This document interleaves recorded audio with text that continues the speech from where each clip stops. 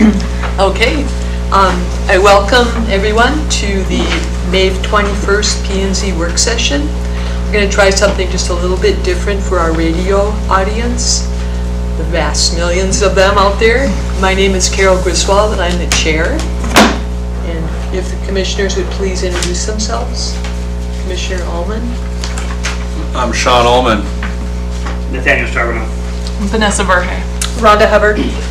And we have community development staff. And City Planner Courtney Bringhurst. And Director Daniel Munich. And Clara Brown, Executive Planning Assistant. very good, thank you. So our work session will start with a presentation.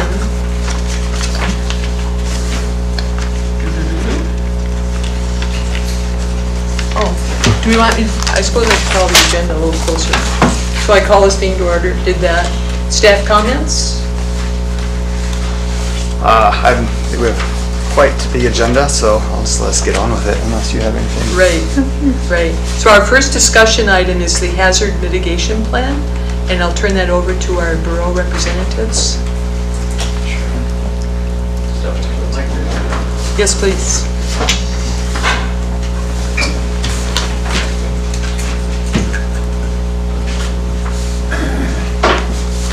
Thank you. Can everybody hear me all right? Yes. My name is Joseph Rolfson. I work for P&Z Engineering and I'm helping to facilitate the hazard mitigation plan update for the Kenai Peninsula Borough. And with this update, the City of Seward and Seward Bear Creek Flood Service Area, along with City of Sladovia, will be included.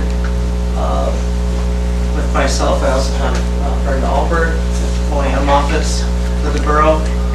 So I appreciate giving me this opportunity to present, and I think it will be a good move in the future for the City of Seward in integrating into the borough plan. And there's a move in the future with the next update to move towards a multi-jurisdictional hazard mitigation plan, and with that there'll be inclusion of all the cities, the City of Kenai, City of Soldotna, Ketchikan City, City of Homer in the next update, and that's scheduled in 5 years. So this is an important step in that movement towards the multi-jurisdictional hazard mitigation plan update for the future. First slide. So for the agenda for the plan update, we're going to first go over the overview of the plan, kind of the meat and potatoes of what it is for a hazard mitigation plan, the plan update process, all the components, information required to get gathered for the plan update process, getting local participation, input from communities, people both in person as well as remotely for the plan update process. Just trying to make sure that when we're updating the plan, it's being updated with the public's input, so it's not just being updated with a group of planners in a room somewhere. We want to get as much input and facilitation for the update process as possible. And the final component, just discussion of the plan update process, with kind of going over some of the things that we talked about, the Seward Bear Creek Flood Service Area project that was done in a work session last month, and then maybe some additional input from you folks here as far as what hazard mitigation items the city would like to include in the plan. Next slide. So what is a hazard mitigation plan? So it's a plan that is facilitated through FEMA as well as DHSEM, but primarily through FEMA. It's a 5-year plan, so it needs to be updated every 5 years. So this plan was generated and created in 2019, and so this is an update from the 2019 plan.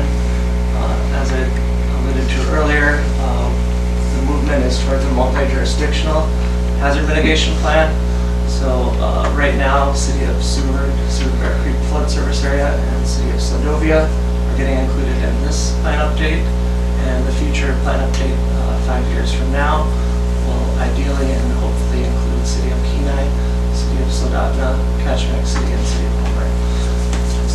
With the hazard mitigation plan, what it provides when it's completed and available is it allows the borough as well as the City of Seward to pursue mitigation grant funding and help fund projects that might need to be funded in the future.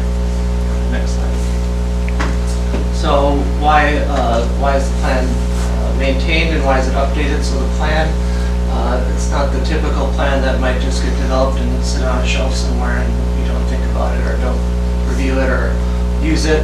It's an active plan that is being used. You review it each year. You check to see if any mitigation goals and actions have been developed, what type of projects have been implemented.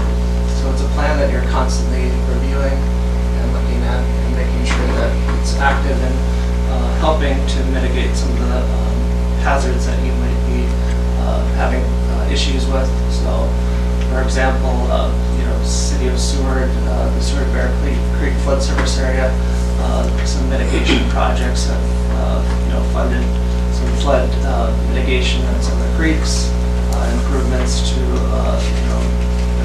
include culverts, crossing areas, that kind of thing. So it's important to make sure that when you're developing the plan, you're getting input as far as what kind of projects you'd like to see included and what kind of projects you would like to see implemented to get funding. So it's an important process. It's a multi-year process. Each year, during the review process, you're trying to make sure that you're following some of your goals that you put in the plan, implementing them into actual projects.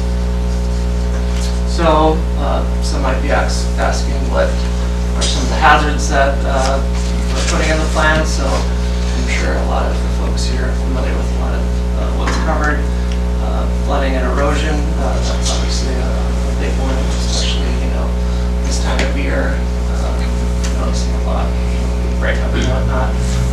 Wildfires, another big component, and the wildfire component, I don't know if everyone's familiar, but there is a community wildfire protection plan that was just generated in 2022. So the wildfire component will be covered utilizing that plan. That plan was a plan that was developed and covers the entire Kenai Peninsula Borough. So we're using under wildfire that plan as a resource for that hazard. Earthquakes, another one that we're all familiar with. Tsunamis, volcanoes, avalanches, and landslides, and everyone's familiar with the Point landslide. So looking at mitigation efforts and including those mitigation efforts that are ongoing, not just currently, but for future mitigation efforts, including that in the plan. Not a natural hazard, but something that is included is human-caused hazards. So, as an example, it might be heavy breaks that could cause flooding, or dam breaks that could cause flooding in inundate areas. Also looking at some other human-caused hazards with hazardous waste, water quality as far as releases in streams and rivers, that kind of thing. The final one is cryosphere change, and so that's going to be reviewed for each hazard, and if it relates to the hazard, it will be included in cryosphere's changes, looking at some of the changes to the climate and how they affect or don't affect each of these hazards. So currently, we're right in the thick of the update process. We're doing the public outreach portion right now. We kicked off things in February with the planning team organization, some initial meetings, and that's when we kind of initiated an inclusion of City of Seward and City of Sladovia in those kickoff meetings and getting input from both those entities for the update process. Right now we're continuing to do data collection and gathering the data, but we're mostly focused on getting the public outreach portion. So getting not just the planning folks, but members of the public's input on the update process.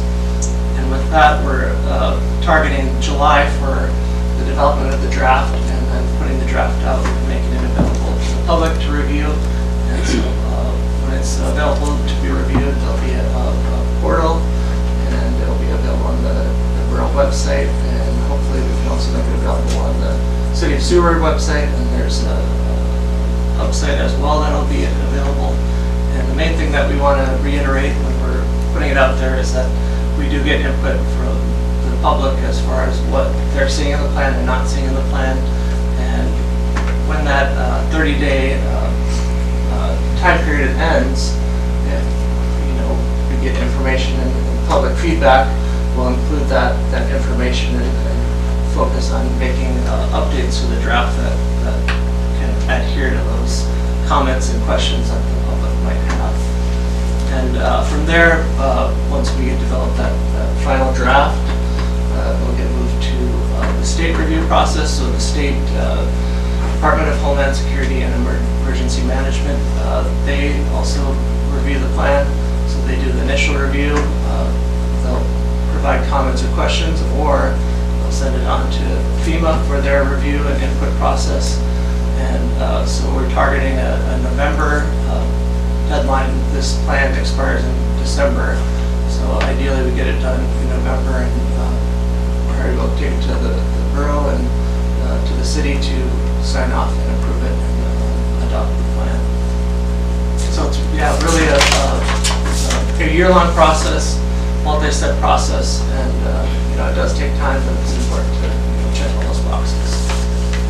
So what we have here, part of the update process and getting the public involved and getting public feedback. There's a story map site and a hub site that's been developed, and it's using GIS and some database inputs. So with the story map page in particular, it kind of defines and shows information about each of the hazards that are affecting the borough, affecting the city, and kind of gives the public an opportunity to gain a better understanding of how each of these hazards affects either their community or the borough as a whole. So it's really an important tool to get that public involvement as far as an understanding of what exactly each of these hazards, the role each of these hazards plays in the community of the borough. And in addition to that, there's also the survey, and so we have a hard copy survey over here. Hopefully folks can fill that out, but also there's an online option if that's preferred. So we want to get as many survey respondents as well to kind of focus and show what people's concerns are as far as specific hazards, and also some of the projects that folks are interested in. So local participation, that's going out, meeting with planning and zoning commissions, going to APC meetings in the borough, doing public outreach at community meetings, going to the river fair, just getting as much public input as possible in the plan update process. So it's an important part of planning. You want to make sure that the public's involved. It's not just a document being developed within an office or desk space. You want to get the input from the community and get as much information out there as possible that get facilitated input to the plan. So kind of maybe the final part of this plan update that I think is important is just within the City of Seward plan, because it's being integrated into the borough plan. What was conducted at the Seward Bear Creek Flood Service Area meeting was taking those goals within the Seward plan and then working to make sure that they're integrated into the borough plan. So some of the topics that were discussed were a variety of different topics, but if I can, I'll just kind of go through some of the ones that were completed, I think initially, and then some that were ongoing. So within the past plan update this is the plan update from 2020. So the last City of Seward plan was updated in 2020. Some updates So one of the goals from the previous plan was to purchase and install a generator for Avtech and with main power distribution and disconnect switch. So since that was put into the goals portion from the previous plan, it's been completed. So they put in a generator at the First Lake facility.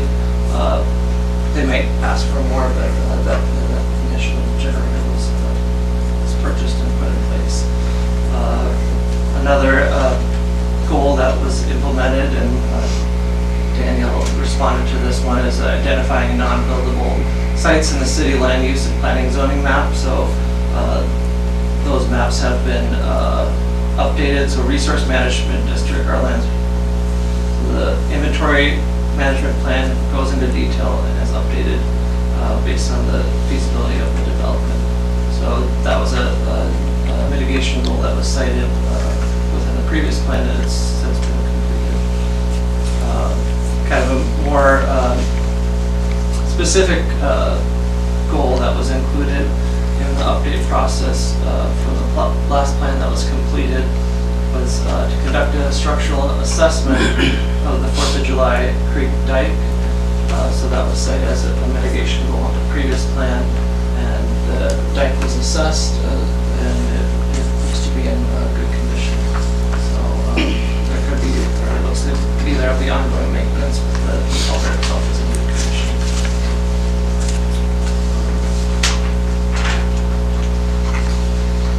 Another one is to get stream flow and rainfall monitoring gauges installed, so stream sites. So since the previous plan was put in place, there's been updates and those have been implemented. Creating electrical infrastructure redundancies to reduce the risk of prolonged power outages by completing the following projects. So an underground circuit for South Harbor expansion to Jefferson along Valentine Boulevard. That was completed. That was a goal that was listed. It's been completed. Complete an SMIC electrical loop along Sorrel Road. Since the past plan that's been updated. Complete an electrical loop along Alameda Street to Lares Road. That's been completed since the last plan update. Installing a AWS radio in public buildings. That was cited as a goal that was completed. This is kind of a general goal that was included, that's been completed since the last plan update. This clearing trees and brush, kind of general, but specific areas were cited, and so that has been completed.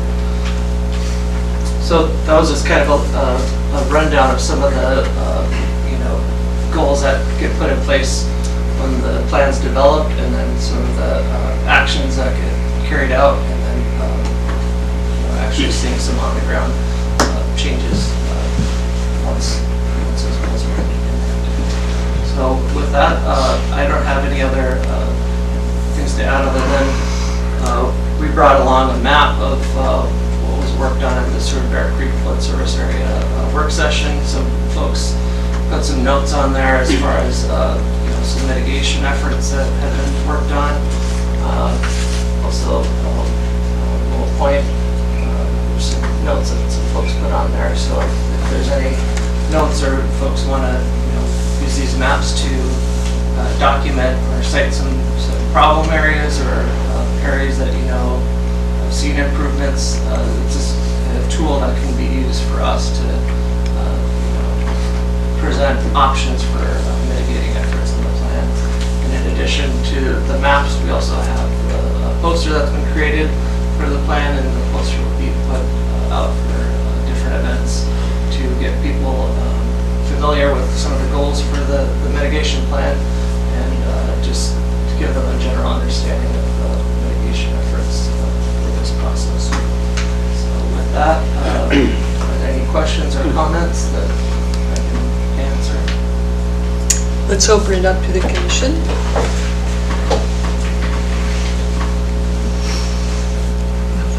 Do any commissioners have questions?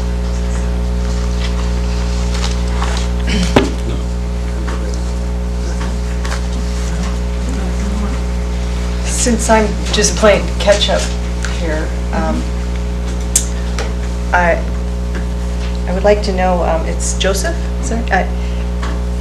There's, and I'm not sure if this is the right time to bring this up, but there's, and I'm not sure if it's in your works, but out at the dump road, Dick Raff Drive, since that's been put in, it's been created a lot of flood issues and more water in the areas out there and some of the properties. Is there some sort of mitigation plan for that, or I think, is that in the works?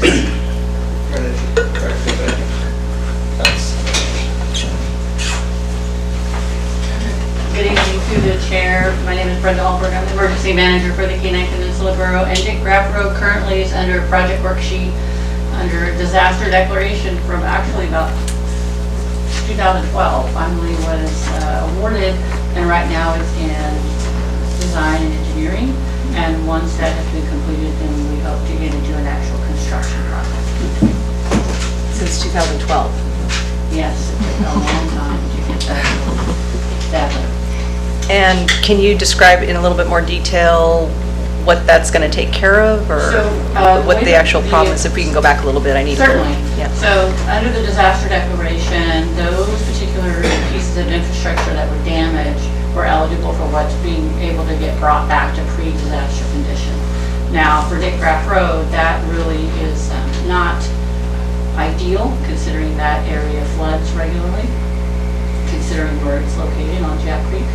And so the request was, instead of doing pre-disaster construction, let's look at an actual mitigation project that will evaluate different types of mitigation to be done across that roadway and create a more permanent solution that doesn't have to be repaired as a result of repetitive loss. And so at this juncture, what FEMA has approved is initial, design and engineering. And then from there, there'll be a cost estimate with recommendations on what kind of construction should be done. That construction, we don't know what that is. We took it to the market to solve that. And literally, they were here last Wednesday, the engineer that is going to be doing the project to evaluate on scene to do the kickoff meeting. So once that cost estimate has been recommended with the project to be completed, then we take that back to the state and FEMA and say, per the recommendation, this is the work that should be done for the mitigation project, and we hope to see award for that construction project. So while we're in a grant agreement for the design and engineering, there'll be an addendum to that grant agreement adding funds for construction. We don't know what that amount will be yet until, of course, the design and engineering has been done. Okay, thank you for that. I have another question. Go ahead. I was looking back on your process here, and I wasn't sure if it was mentioned or if it can be included of, it's the citizens that usually know their town best, ones that have been here. How much indigenous knowledge and native knowledge do you accumulate and collect in regards to potential, our flooding problems that we have around here? So I can answer a portion of that with regards to the historical damages that have been done in this area through the Seward Bear Creek flood service area. That's a significant amount of knowledge. That will be area-wide, but working with the city, that was one of the reasons why we wanted to look at their plan and get their input as well as Kachuchak's input, because I know they were part of your last plan. So that was also important to the city that they continue to be part of the public process so that we can also get their input. And as far as looking at other types of historical knowledge, this is where we would be really leaning on the city to assist us with that. We want to eliminate any assumptions just because the city is part of the Seward Bear Creek area. It's different. There's mitigation projects within the city that are very important to the city that we may not know about. So we certainly, that's one of the reasons why we're here today as well. Okay, I didn't actually mean natives, but people that have actually lived here and occupied the area. We've had situations where engineers would come in and say there's this, but they don't actually know how, they haven't lived here to actually witness how the water is flowing and what's actually happening. So I just wondered if there was a common survey of residents and people that are actually being impacted, by the flood and the mitigation issues that are needed. Well, I think that's one thing that was really helpful is the Seward Bear Creek Flood Service Area Board has been very helpful in showing us projects that they think should be done area-wide. And I know Carol has been gracious enough to provide her input as well to us. And certainly from a local knowledge perspective, that is truly what's going to make a difference in this plan. It's not going to be someone, I live across the mountains. I lived in Sterling for 35 years. So while I certainly love visiting here, I'm not familiar as you are. Okay. Thank you. I'll turn it back over to Joe. I do have several comments. Okay. Of course. So, under the category on page 15, identify and expand on hazards that affect the borough, and also on page 19, identify hazards applicable to critical infrastructure and mitigation ideas. I find that the tsunami evacuation signs need further evaluation. For example, the signs direct traffic to go north over the 3 bridges from Airport Road instead of seeking higher ground in Forest Acres. And I have found other signs. I didn't have time to do my tour again, but I think that tsunami evacuation route needs to be gone through so people truly are safe and know where it is safe to evacuate. And Little Canyon serves as an evacuation safe area, but has no facilities, connects with supplies and portable restrooms and generators are needed. Could just store one up there. In our last tsunami evacuation, it happened in the summer, and the entire campground seemed to evacuate up to Little Canyon, and people were building bonfires and having a great time. But I live in that area, and people were wandering around our streets and wondering where to go to the bathroom, and they're using our bushes and stuff. So that's not acceptable. And when you evacuate to high ground, there should be some facility there to accommodate the people that may, in a real emergency, need to be there for several days.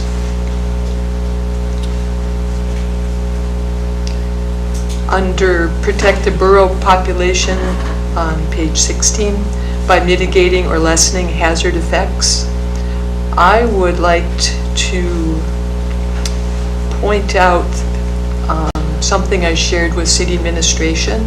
Congress established a national landslide hazards reduction program with a team of scientists based in Alaska. Like Southeast Alaska, Seward and the Kena Peninsula Borough need to participate in this program, especially with the extreme hazard of the mountains above Little Canyon Road. And what Sitka did was to install weather monitors, rain gauges, and seismic monitors along their hazardous slopes, and we could perhaps do that along Low Point Road. So we had more of an idea when a unexpected avalanche landslide might occur. The last one occurred in May, beautiful sunny day. Nobody thought it would happen, but obviously it did. So that program established by Congress should definitely be part of this plan. Also under that, mitigating and lessening hazard effects, I have always been concerned about, I believe it's a 30,000 gallon propane tank next to the railroad tracks across from Safeway. An explosion would wipe out Seward, anything within a 5-mile radius. I think there needs to be more bollards and better fencing around this extreme hazardous storage tank. And the goal, I believe, would be to move it out of town, away from the railroad tracks, away from the population, to a safer location. And along those lines of fuel, homeowner fuel tanks, propane and fuel oil need regulation and enforcement of stands and strapping to prevent tipping and fuel spills. When you count up the number of 300-gallon fuel tanks in town on some pretty insubstantial supports, and many are not strapped down, if each one spilled during a quake, it could be enormous. On page 18, educate the borough population on hazard awareness, personal responsibility, preparation, and response. I would include the seasonal population, visitors, recreational areas, campgrounds, camper parks, post-tsunami evacuation routes and earthquake tsunami information, and keep the signage up year-round at visitor centers and campgrounds, the library, museum, city hall, and safe zones. I've noticed in our campgrounds, those signs come down in the winter, but they're still used in the winter, and if we had an emergency, there should be something there for people to look at, or look at ahead of time. On page 22, identify non-buildable sites. This was checked off as completed, but I believe it needs to go further. This correlates with page 16, revise Kenai Peninsula Borough 17.10, Borough Lands and Resources to enable or require tax foreclosure properties located in hazard zones to be classified as preservation after foreclosure. I think we could add that to our code. And I'd also like to recommend that resource management district is a hodgepodge zoning district, most of which should not be developed to reduce risk from hazards such as flooding, erosion, avalanches, landslides, severe weather, sea level rise, and tsunamis. It also includes Seward Scenic Viewshed, watersheds, and critical habitat. A new preservation/conservation zoning district that includes those areas: floodplains, floodways, steep slopes, tidelands, wetlands, anadromous streams, scenic viewshed, watershed, and otherwise unbuildable hazardous areas needs to be created. The buildable areas of the resource management zone need to be separated from the preservation/conservation parcels, and perhaps buybacks of private property in these areas could be an option. The city-owned land in the Seward Municipal Land Inventory Management Plan and private property should be updated in the Comprehensive Plan Future Land Use Map. I can mail these to you, Joseph, so you don't have to write them all down.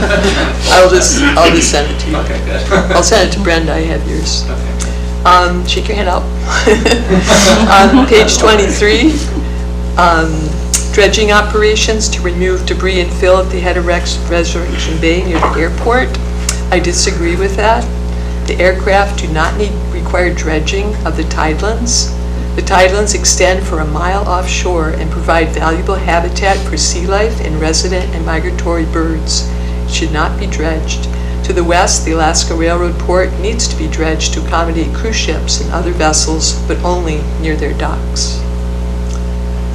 On page 23, under culverts, I would say also provide durable covers for the tops of the culverts to prevent damage and collapse from being run over or snow and ice.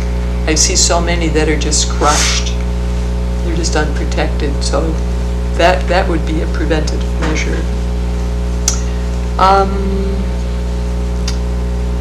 Page 24, establish a retaining structure in Lowell Canyon to prevent avalanches from disrupting the city water storage system. I question whether this would be feasible. The power of an avalanche could push the structure closer to the facility. Flooding could also push the structure into the facility. Is there information on how close avalanches have come to the water tanks? In all my years here, I have not seen them come. They come close, but not really close. So I just don't, I question whether that would be a great idea. And I also think the decommissioned water tank should be removed to prevent damage to the functioning tank in case of a disaster. On page 24, install, and I'm not sure what AWS means, NOAA radios in public buildings. What's AWS? All weather? Yeah, I think that's the acronym. All weather. Okay, good. So what about revising the ham radio stations in town, including the station at the hospital, training club, high school, public safety departments? In the '64 quake, it proved invaluable to have wireless ham radios. So that's just a suggestion. And the ham radio operator and response system needs to be kept current. Also, update the LiDAR for hazard areas yearly if possible, because they change so fast. And it seems the cost for that has come down quite a bit. And the high school used to be able to do that, which is a pretty cool project to incorporate their kids into our training. The last thing, I don't know if this is part of a hazard mitigation plan, but I attended the Safe Transportation meeting, and a lot of great ideas came up on how to make our transportation corridors safer, and maybe some of those ideas could be incorporated for grants and funding. And along that lines, I appreciate the recent new crosswalks that are being added to our town to help make our streets safer. That is all I have. Thank you. You're welcome. Please send that. I will, Second. definitely. Does anyone on the commission have questions? I'd like to open it up to the public. Anyone in the public wish to speak? Not at this time. Well, anything from the administration? No, yeah, I want to thank Joe for coming and giving this presentation, and then yeah, Joe, can you explain a little more with the map, what you did with the? Sure, so this is from the work session at the Seward Bear Creek Flood Service area, and it's just kind of identifying some of the projects that were, being developed or in the process of being developed. And I was hoping Dick could be here and kind of explain some of the projects as well that they have planned in the future, but it's a resource, these maps and what's drawn on here, to kind of show the projects that are being developed, and allow us to get an understanding, because a lot of times, we aren't getting the information readily, so if you're able to write it out, it provides us that information more directly. So if there are specific areas of flooding concerns or different locations that, you notice erosion or different things that could be useful for us, we've just been encouraging folks to document those on these maps. And then in addition, I'd just like to reiterate that we have our survey online, but we also have the survey available over there for folks to fill out. So hopefully either you're able to fill it out online or in person, and that information will be reinforced within the plan and tabulated and included. So we really want to make sure we're getting that survey information. And yeah, just feel free to continue to use the hub site that we've got provided to get updates on the plan update process. And yeah, it's an ongoing process, but we'll be going through the steps through the next couple of months, and so we want to get as much information now as possible to include in the plan. So thank you, and with that, if anybody wants to write some things on the map or fill out the survey, I'll answer questions with Brenda as well, so thank you.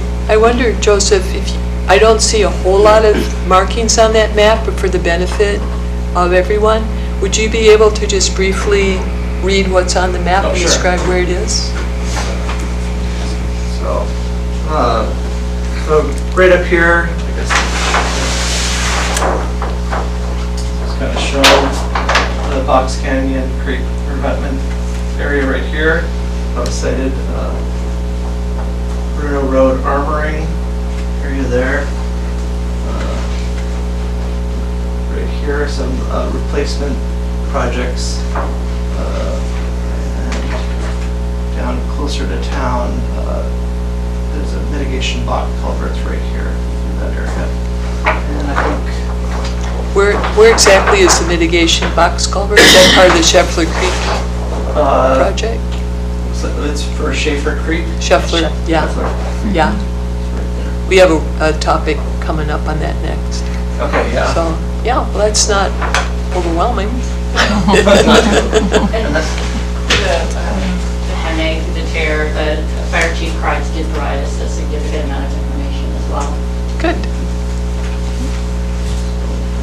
This shows a little point, some armor. It's right here.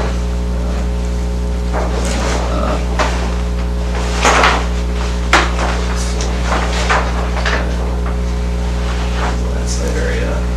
There's the point. Mitigation project there. The danger zone extends along the entire road. That's just where it slid Yeah. recently. The whole thing's ready to fall. So I think that's part of what's going to be cited and included in the plan. Is, you know, that whole road as being a hazard area for potential landscapes in the future. I think that was a useful resource citing what's being done in Southeast. You know, the monitoring that they're doing along their roadways and corridors, and hopefully that could be a potential opportunity here on that roadway. Yeah, obviously we can see that can happen, and we have to try to mitigate and prevent it for the future. With that, like, how predictable, you know, like, when you take the big low point one, for example, you know, let's say we had all these monitors and rain and stuff, how you know, how effective is that, like, what they're, you know, doing in Sitka? I mean, I think it's better than probably. Of course, nothing, yeah, but, right. I think, yeah, it's just one of those things that maybe if they're seeing, you know, some monitoring will show some items or rockfall areas happening, then maybe they can go in and close the roadway and then focus on you know, mitigating or fixing those issues in the future. I know the Sewer Highway in particular, they're doing ongoing mitigation efforts along there, so you know, maybe mitigating the potential as an opportunity to prevent future landslides is another option as well. But I think the better options are to try to prevent it through different means and just letting it happen. Really the best thing to try whatever preventative options are. You're mostly, oh, I'm sorry. The concern really up this far north is the freeze and thaw. You see the sloughing much more in the spring, right? So, I mean, I suppose you could fence that down as much as you want. That could help mitigate it, otherwise moving the road. I think the landslides are going to be inevitable. Yeah, I mean, what are the practical mitigation efforts? I just, from what I know of the efforts that have gone on along the Seward Highway, they've cleared different sections that have shown continuous rock falls, and I think that could be a potential option if it becomes a funding opportunity. But, you know, the reality is it is hard to, you know, determine when that will happen, and I think looking to Southeast or other areas where they've had ongoing issues with you know, landslides that have inundated roads, using what preventative measures they've put into place, just using those additional resources as a means to try to prevent or alleviate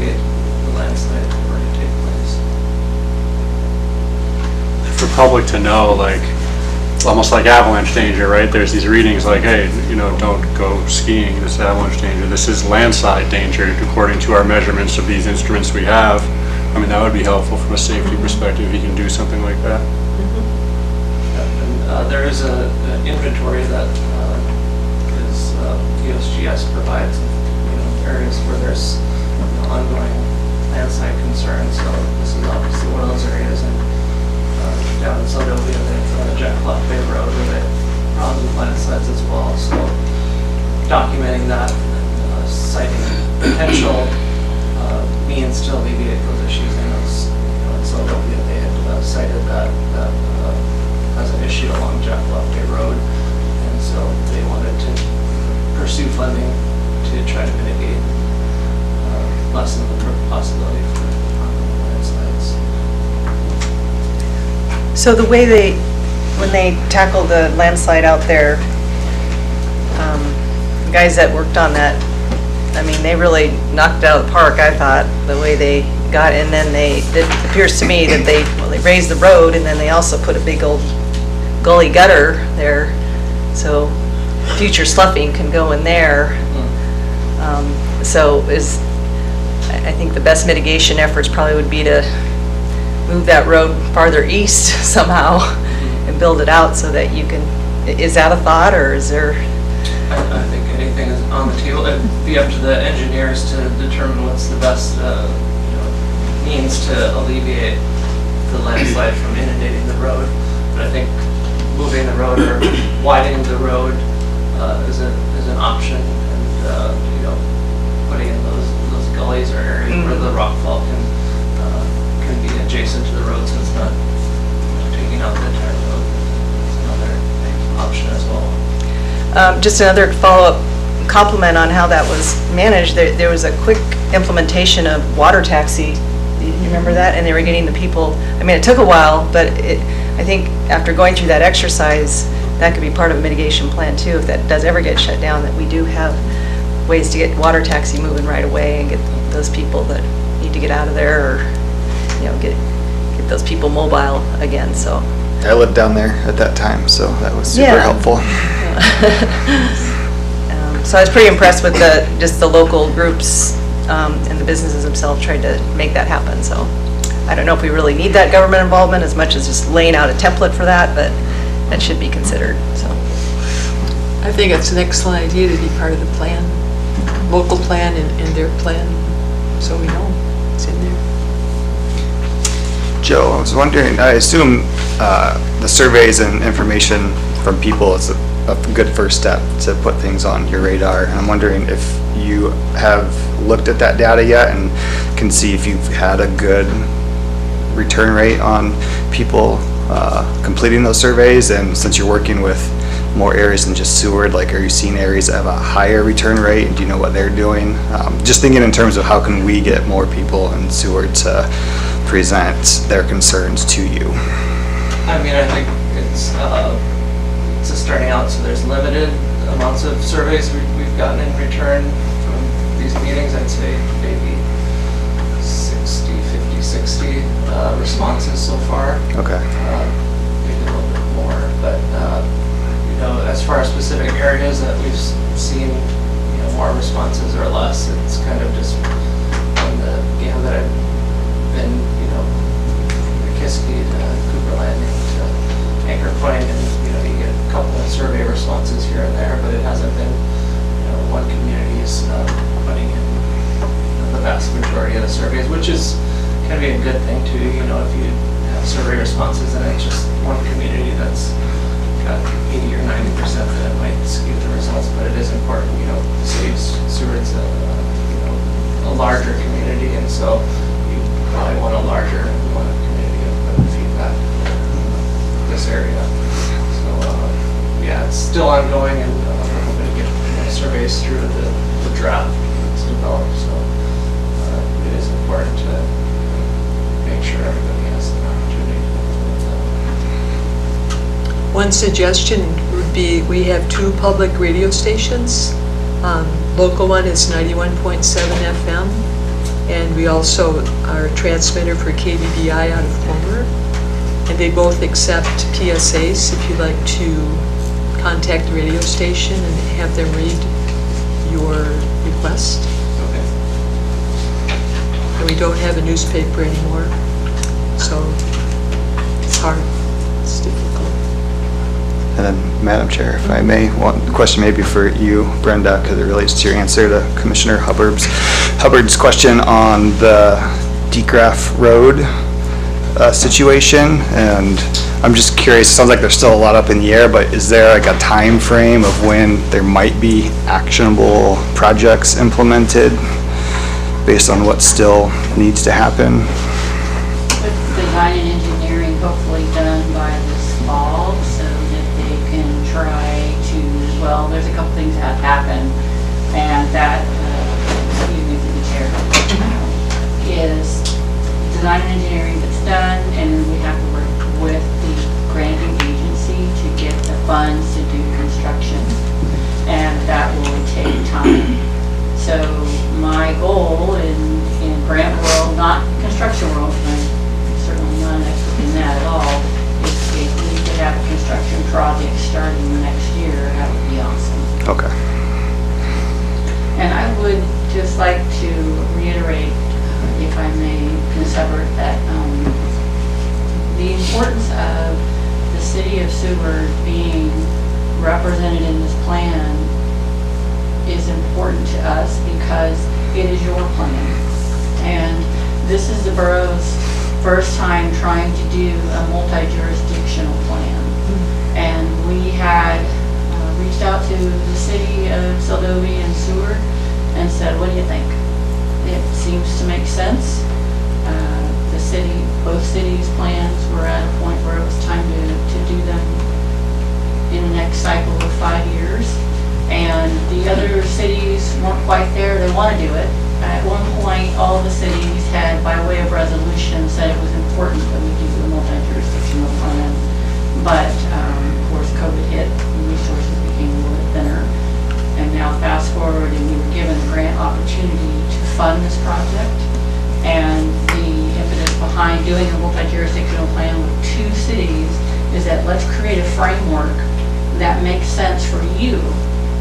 So in a sense, what you recommend as a city, we can create that template for the next iteration so that all the other cities can go, yeah, that makes sense. This truly reflects our goals and objectives. This truly reflects our hazards that we need to mitigate. Not the borough telling you what to do. That's never our intent at all.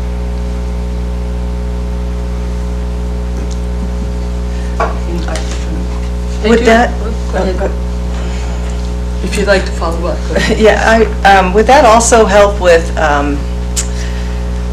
well, I've heard people have real struggles with the area out by Exit Glacier and where the 3 bridges are and trying to get in there. There just seems to be a real conundrum of regulatory morass that goes on, and would something like this help mitigate and where it could be more like a one-stop shop, and there's not so much, there's more of a consistency, and we're not strung out on what jurisdiction we're in or what rules we're supposed to follow or whatever. Can that part of the piece get streamlined for people that may be living there or trying to do things there or mitigate their own flooding issues?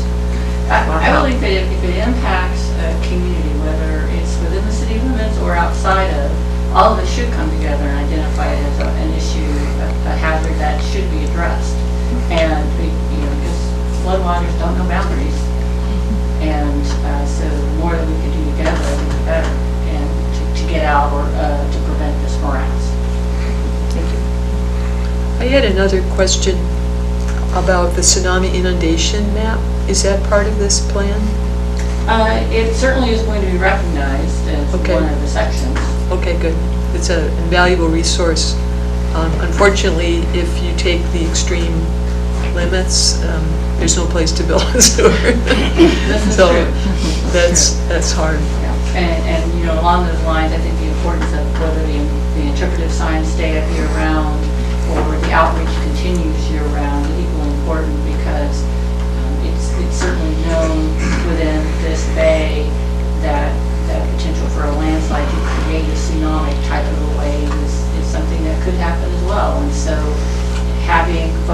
have that awareness without a siren, I think is equally important, so that you know. And we're having quite a bit of change to our little canyon, or little creek, you know that. They're gonna be dredging a lot, and if they dump it right on the shelf, it's gonna possibly slide and generate a seshwave, and back and forth we go. So somehow the contractors who do dredging need to be aware they need to take it farther out than they would like, just to get it into the middle of the bathtub, not on the sides. Yes, another known hazard. I like to steal what one of our project managers says, of what keeps you up at night. Let's put it in plan so that we can address it later. Right. I really appreciate the borough extending this to all of our communities. It's just a wonderful collaborative effort. Really appreciate it. Thank you, Ms. Chairman. We feel the same. And thank you for willing to be a partner in it. Yes, thanks for coming over. And I'll just give you my notes now with the scratches, so you can have them right away. Thank you. Okay. I think we'll close this part of the work session and move on to the next section, which is the Seward Bear Creek Flood Service Area Board, Scheffler Creek issue. And Nick Chapman, would you like to come up?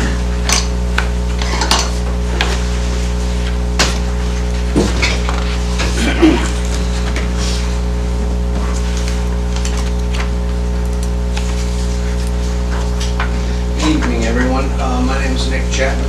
I am the program manager for the Seward Bear Creek Flood Service Area.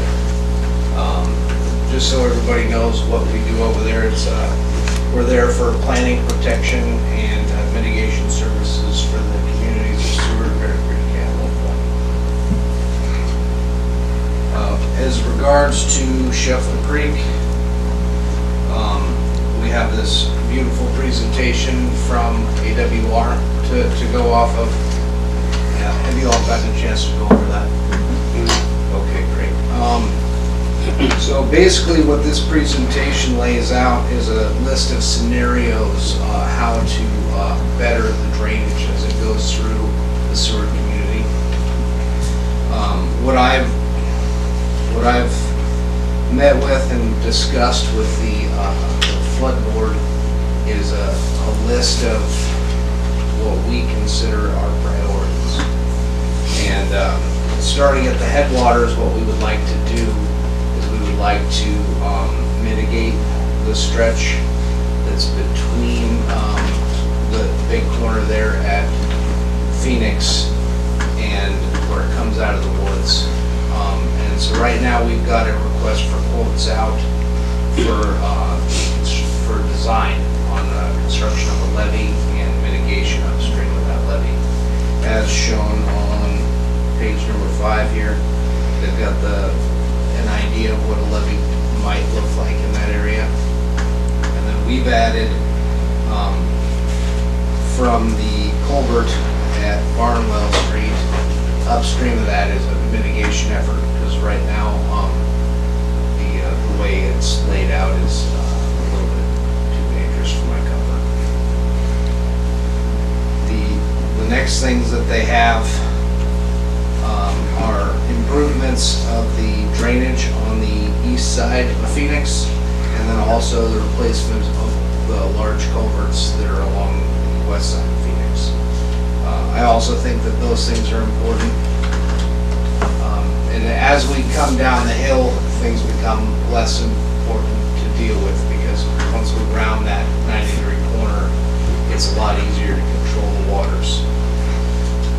So the big problem that I have gotten out of the community that we need to solve is large boulders and trees coming in and clogging the first culvert, the one on Barnwell Street.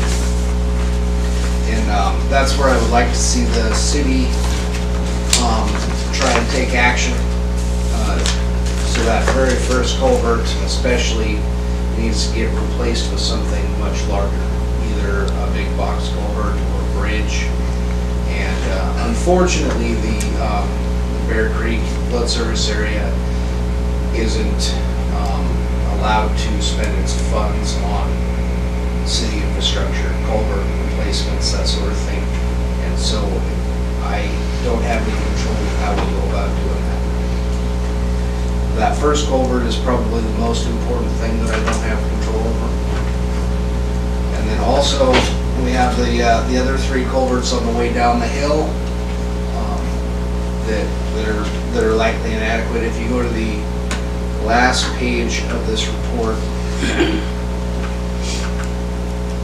there's a nice list of all the culverts and their sizes.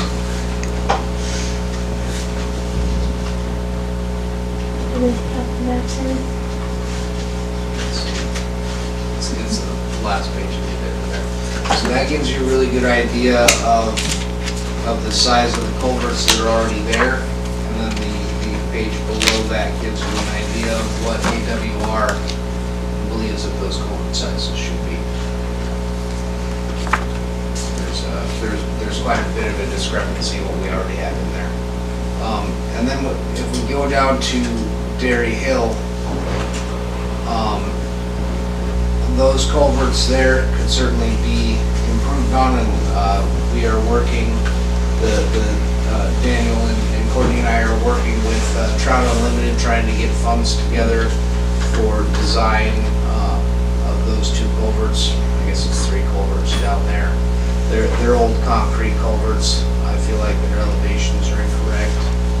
Also, I feel like Dairy Hill Road itself could really use to be built up.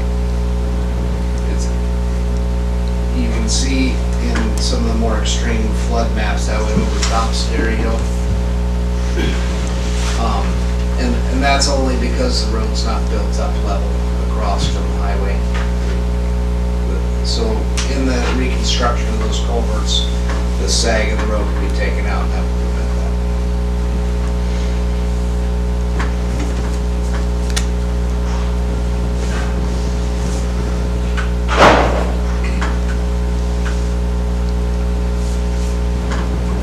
You guys have any questions for me on Scheffler Creek? Commission, do you have any questions or comments? Just a point of clarification on you said it's going south of Mount Marathon? Are you sure that's not north? Is it? Because it's going over there, right? The creek is coming out of the north side of Mount Marathon, right? That's north. Yes. It's north of the race point, but it's in the Mount Marathon Bowl. Okay, It because at the retreats beginning, in the Mount front, you said, you Marathon. described it as coming at the south side of Mount Marathon, so I was a little confused. Because I know there is stuff coming out of kind of the mid part of Mount Marathon too, right where First Lake and stuff is, so I wasn't sure if that all conflated into it too. At the very beginning, you just said it comes out of the north, so, or the south, so I was a little confused. There's a lot in this report to absorb, so that's why I wanted to open it up as quick as I could for questions, because there's a lot of discussion that can be had on this. But yeah, just in the background, it just said it's coming out of flows out of the mountains south of Mount Marathon in our interest, so I got a little, wasn't sure if there's stuff coming from the south too. I was curious, in the report, it kept referring to Forest Acres, so how does Scheffler Creek impact flooding in the Forest Acres subdivision? It's a completely different watershed. Japanese Creek comes out of the north, as Rhonda pointed out, north of Mount Marathon, the true Mount Marathon, and that flows into Forest Acres, but this is a completely different watershed. And the report refers to the Japanese Creek alluvial fan flood hazard analysis that wasn't included. So I don't understand why Scheffler Creek is even mentioned in the same sentence. So, originally, the service area hired AWR to do a report on the Japanese Creek alluvial fan. And in that, they went ahead and did their LiDAR on Scheffler Creek because it comes from the same place. No, it doesn't.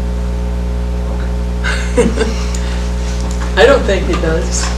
So this is the race point, and Scheffler, there's a glacier up there, and Scheffler Creek comes this way. And this is Mount Marathon, well, actually it's back here a little bit, and Benson, and Japanese Creek goes there. It's completely separate watershed. If you look up at the top of the mountain, they both come from the same spot. Well, the bowl Right. is the bowl. It doesn't connect up with that. So I found it very confusing how Right. they were considered the same watershed. So I don't think they are. If Yeah, you I think float a it's- rubber ducky down from the glacier, Scheffler Creek, it will never go to Forest Acres. Right. Yeah, it's just terminology at this point. Okay. So I had a big question about the levees. Okay. The levee and that diagram shows it will block the legal access on Barwell Street to adjacent private properties to the north and south. That is correct. And I don't see how you can do that. Our code requires a certain width of access, legal access. Right. So that's an immediate problem to me. And it looked like the levee would aim floodwater at the home north of Barwell and across Phoenix. The levee would channelize the water so that it goes through the culvert that's existing. The whole idea of the levee is to keep the water from going north behind the houses on there above. And levees fail. It's going to be a lot of habitat destruction that might help prevent erosion. I'm not really sold on the levee idea. Yeah, I'd love to go up there with any and all of you and take a walk and show you what's going on there. What I see happening at Scheffler Creek is that the way it is right now, we're going to end up with a large amount of rain come down, and it's going to really make a mess considering the way it's sitting at the moment. Yeah, no doubt. And then the ditch idea. The ditches have to be really deep, as that diagram, although it wasn't to scale, but it's still pretty deep, and it's a hazard to motorists, pedestrians, and kids, with issues of snow and debris filling them. It's a narrow roadway and a narrow right-of-way. And the vacant lot on the east side of Phoenix, across from Barwell, it shows an uninterrupted ditch, but that vacant lot will require a culvert for future driveway access, and the ditch cannot be considered uninterrupted. I do support the riparian area preservation upstream of Barwell Street. And Scheffler Creek is a charted anadromous stream.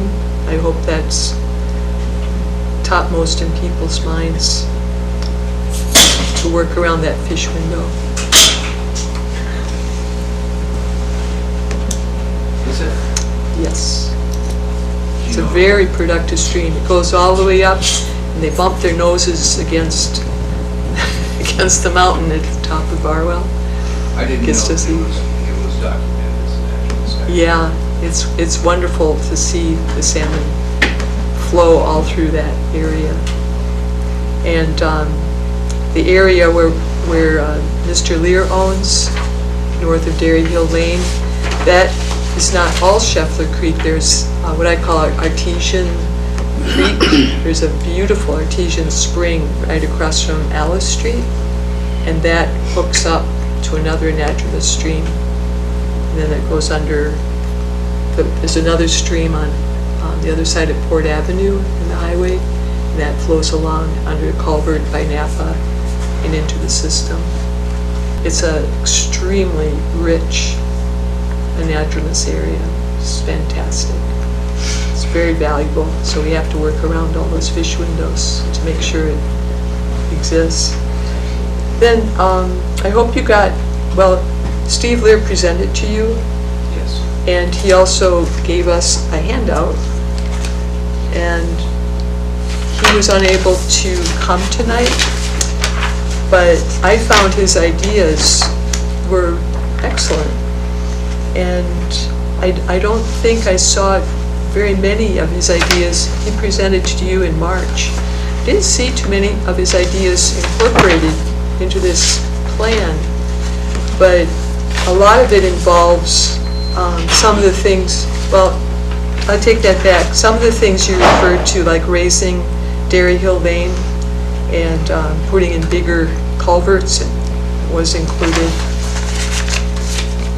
Let's see. I wish he were here to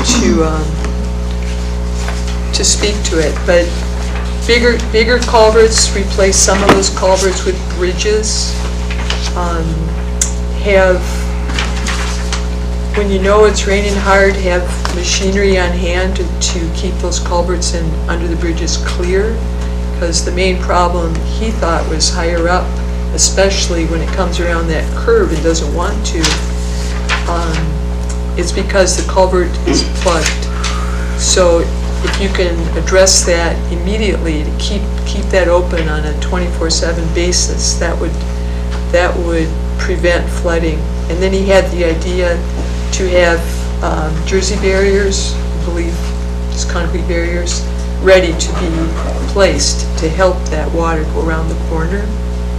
And that you might not need a levee if you can direct it as an as-needed basis to do that.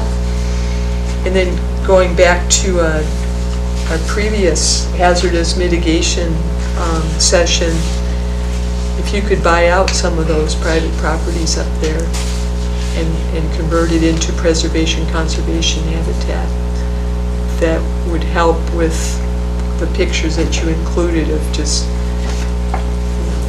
devastation in the riparian zone up there. So I would like to make sure that Steve's comments that we all received are part of this record, because I agree with all of it. I think he did a really thorough job, and he has lived there since birth, pretty much. And he owns much of that land, and he's the recipient of a lot of the flooding. Also, I agree with his idea not to dredge out the alluvial fan that's forming. It's not an issue. It doesn't seem to affect what's happening up on Phoenix. And it's really important wildlife habitat, you know. But raising the road, widening it, maybe putting it back some way where it belongs. If you look at our maps, it's not anywhere near where it's supposed to be.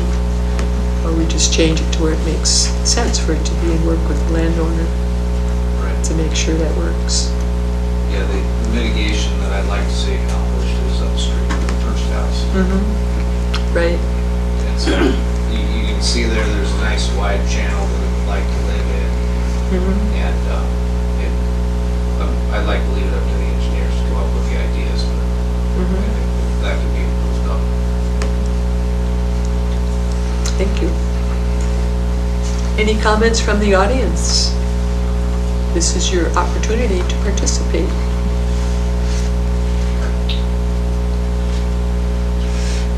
Okay. Any comments from administration? Say something? That was a big intake. Sorry.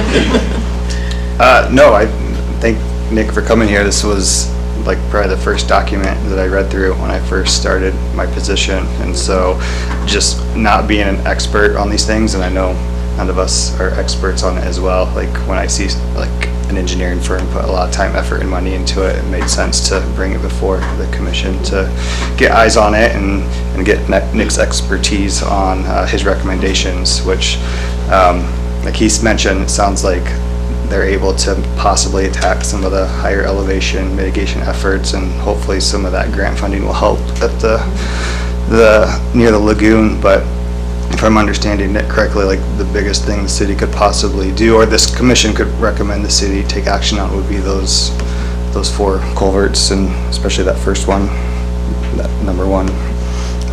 And so yeah, thanks, Nick. Would it be possible to include Steve's handout as a laydown on the website? So people could refer to it as well, under a work session? Yep, we can do that. We can put it on the website and we can upload it to legislative history. That'd be great. Then the audience and people listening know where to find it. I appreciate his participation, and I'm sorry he couldn't be here to present himself. He would have done a much better job. So thank you. Okay, go ahead. So what is the timeline here and the protocol for moving forward on this? Right now, the RFQ I have out for design will be back by June 30th. But the timeline on the rest of it's open. Right now, I believe the city's unable to do anything as far as moving forward with anything that I've suggested. So I'm with Carol here. This is where I was asking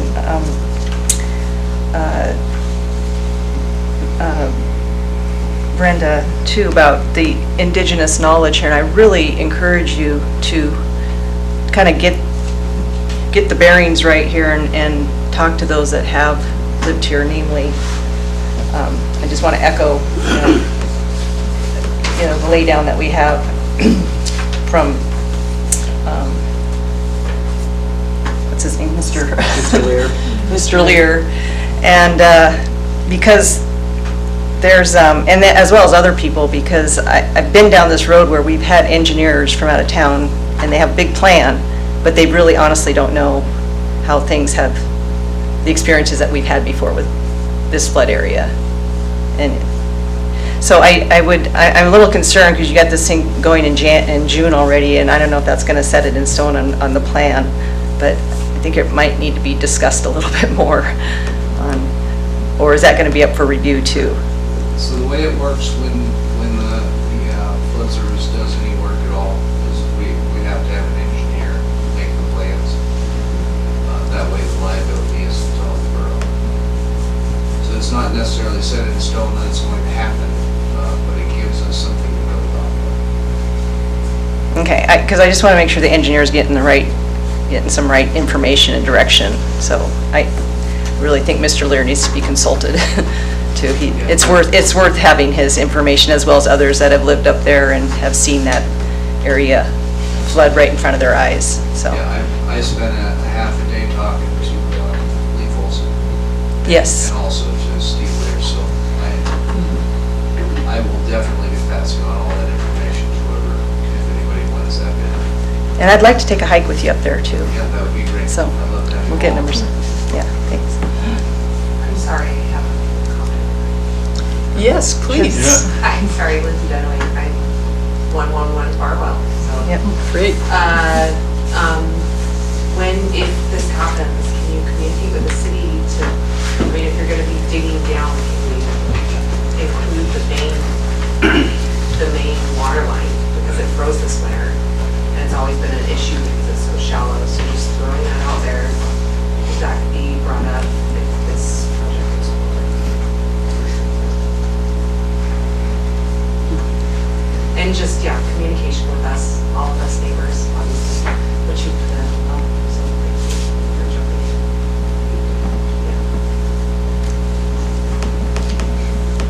in. Anyone else wishing to speak? Yes, go ahead. Yeah, can I comment about your wanting to contain and strap down fuel tanks? Sure. You're gonna have to have earthquake-proof concrete, rebar, all that, containment walls. And then, if you don't sit there and have a covering over it because of the rain and the snow, oil floats on water, on water, so the containment does no good. So you're looking at a pretty substantial cost right there. I mean, you're not gonna sit there and pour a 6-inch concrete pad, you can't do that. You're gonna have to sit there and pour, probably at least a foot, and then walls on it, and then a covering, and then put the tank in there before you build the covering. Just Right. I didn't mean to go quite so extreme. That would be more for the fuel tanks where they have the concrete, wall around it. Yeah. But ADEC has plans for sturdy stands and how to safely, like you're supposed to secure your water heaters with straps. I use those for my fuel tank. They have plans for that sort of thing. So that's that level of preparedness is what I was But you understand focusing what I'm saying about the covering, because mine is halfway underneath an E, and I get water in there, snow comes in there, and if it leaks, it's gonna float on water. Right, right. And if you put the containment just down to the ground, well, water goes through the ground. But just if people had a sturdier stand and the tank was strapped to the stand, that would help with these jiggles, just to keep it intact. Yeah. Well, mine's That's all I right meant. 4 inches off the ground, you know. That's good. It's not gonna roll Right, 5 or 10 feet, you know. right, But, you know, I've seen them high, right. because like at one point, they have houses on a stilt, you know. That's a lot, that's gonna be hard to do. Thank you. Appreciate your participation. Anyone else wishing to speak? Okay, well, let's move on to our next item, which will be Planning and Zoning Rules of Procedures.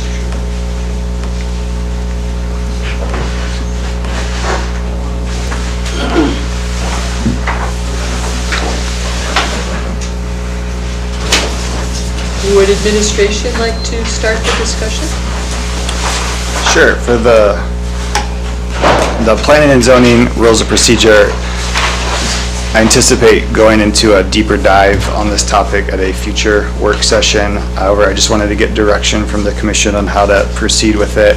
When I first started my position, new to government, was not quite sure how processes worked, and so I was curious about just the terminology, the new language, how things ran for these meetings, and talking to the city clerk, who has run processes similar for city council, he was able to find up this very old document. It was a planning and zoning rules of procedure document that was created in 2008, amended twice, but the last time in 2014.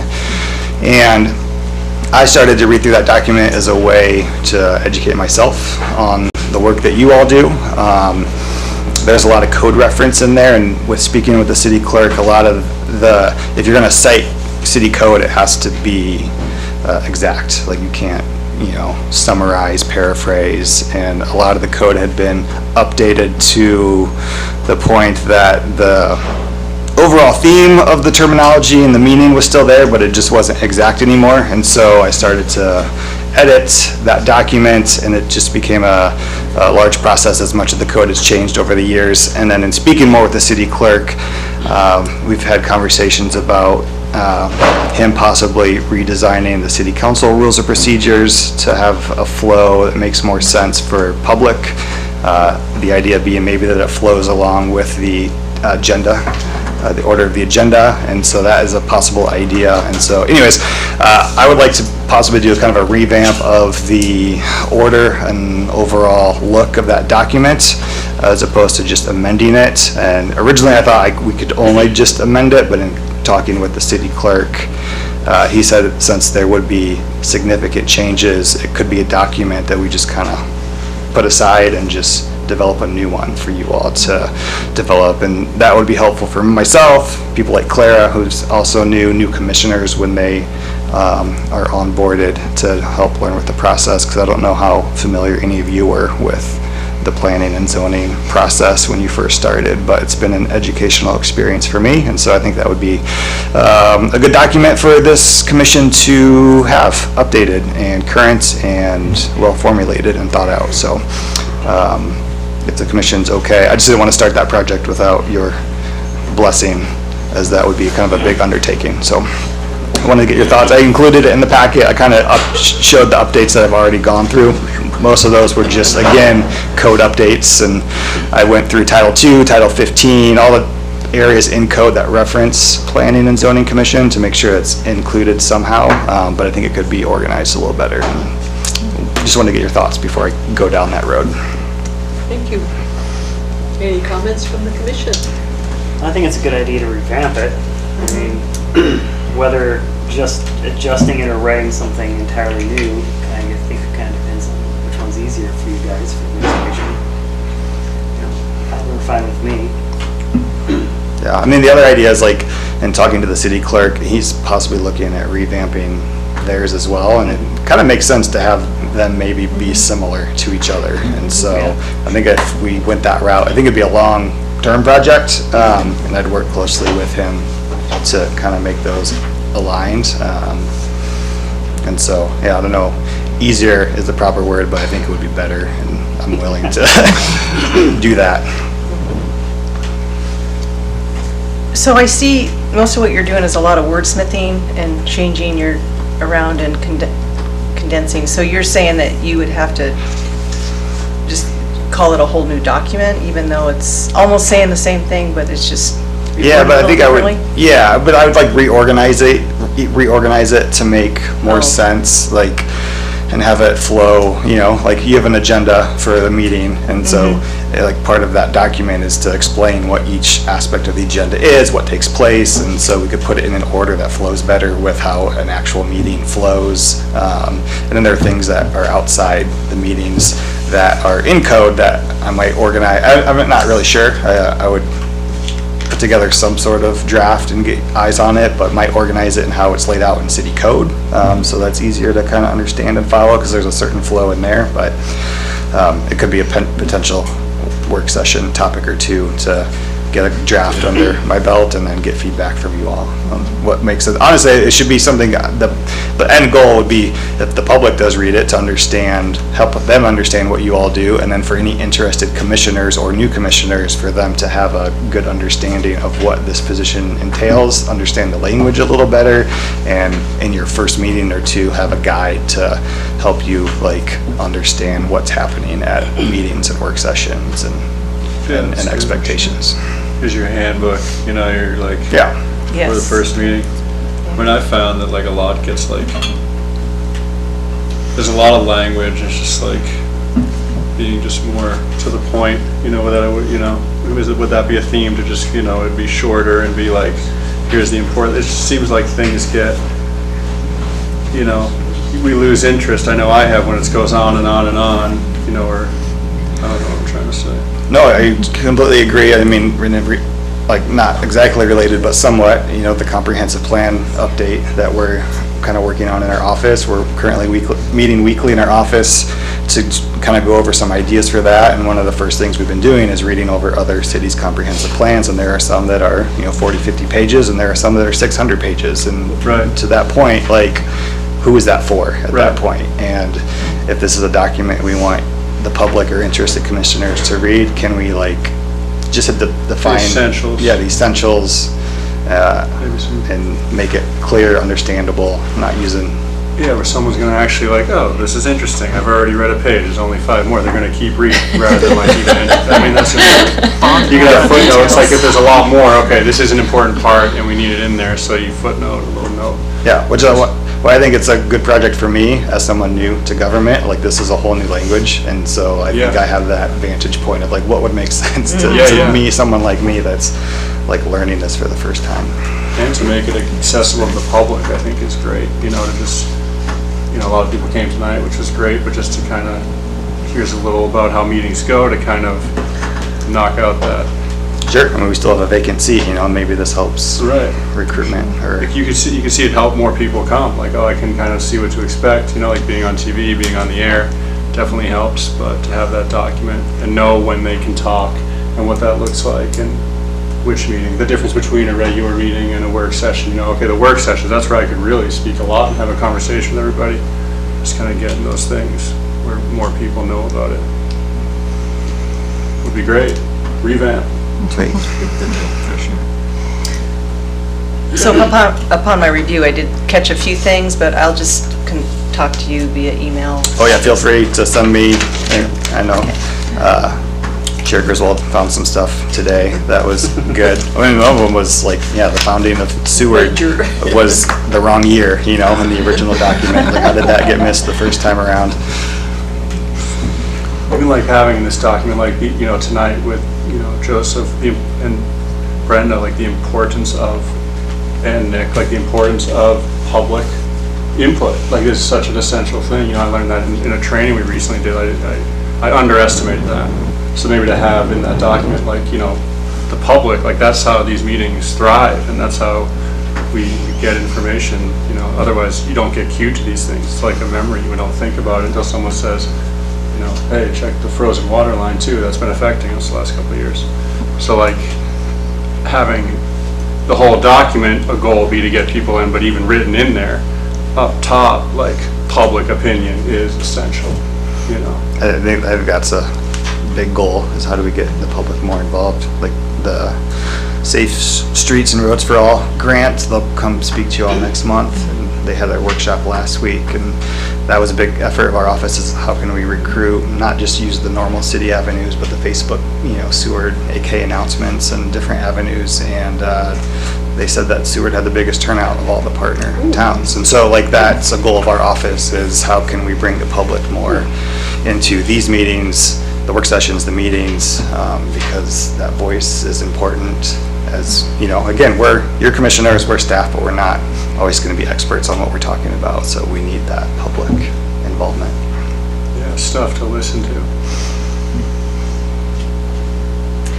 Yeah, the mediums of publication has changed, so Yes. you got to think about that. We don't have a newspaper anymore, that's obsolete, so we need to start looking at social media sites and radio, get that included in our notification than just being on the city email list. Yeah, I agree. Hey, we could almost do a PSA, like meeting coming up next week, public, please come on out, we're going to be talking about this, this, and this. Like, that could be a thing. Actually, 91.7 does that. Yeah. Nice. Yeah. But even like listing each topic, like for each specific. Okay. And like, getting in there, like we're looking for public feedback on, the Scheffler Creek drainage and yeah, I know they're doing great stuff with that. That's been Red York, but maybe more, maybe running a PSA. So until this gets authorized, are you allowed to do that and use these new mediums of communication and outreach? Yeah, I believe so. Yeah, I mean, I don't know how Because I would encourage you to do that, often or staff to do that.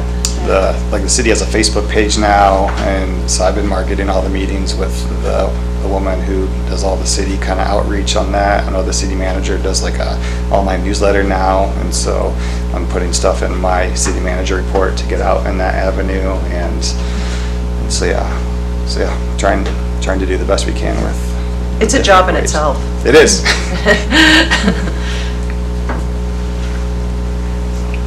I had a few suggestions as you proceed, perhaps.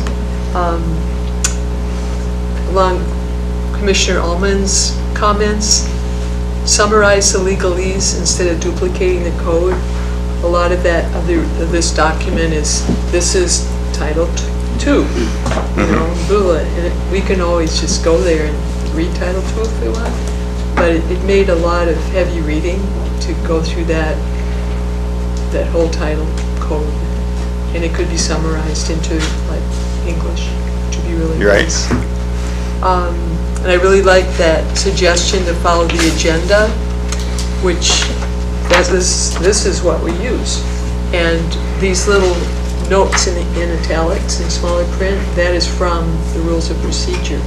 So it's really helpful when you can see, oh, well this applies directly right now to what we're doing, and it came right out of those rules. So that's really helpful. I'd like to see that continued. I would like to clarify ex parte, Open Meetings Act, quasi-judicial and legislative decisions and recommendations, and the different kinds of findings needed for each action. Those are topics that are kind of a gray area a lot of the times. And I think we unnecessarily are inhibited from contacting the public or each other when it's not required. And so we're just kind of isolated unnecessarily. So having that clarified would be really helpful. And then as you go through it, one of our goals with the code was to use gender neutral pronouns instead of he, she, they, their. Just make sure that happens. And then I'd just like to point out this relevation that I discovered, not only that we weren't founded in 1906, but both the City Council of Procedures and this old planning and zoning procedures has a very mistaken idea about our status as a home rule city and what we can do with it. So the authority is, the Kenai Peninsula Borough was incorporated in 1964 as a second-class borough. As a general law municipality, its area-wide powers, both inside and outside its cities, include planning, platting, and zoning, as granted by law in Alaska Statutes 29.40. Therefore, Seward has no planning, platting, or land use regulation authority except those delegated by the Kenai Peninsula Borough as authorized by Alaska Statute 29.40.010B and the Kenai Peninsula Code of Ordinances 21, blah, blah, blah. Anyway, in both those procedures, it says, oh, we're a home rule city, so we can do anything we want authorized by statute, except there were two that they thought we were exempt.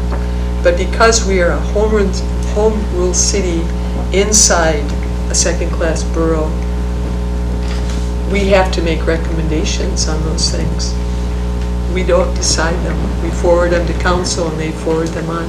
So that was just a real eye-opener for me on how much this document needs revision.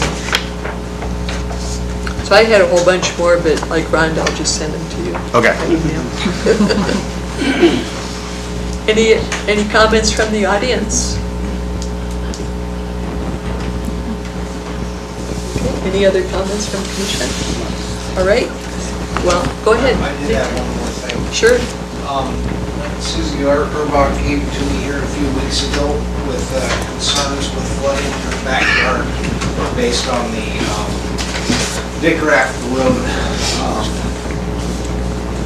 And I went through and surveyed it and looked at the topography of the land and where the water pockets in that lower area of Forest Acres, and it looks to me like the best fix for it would be to dig a deeper ditch.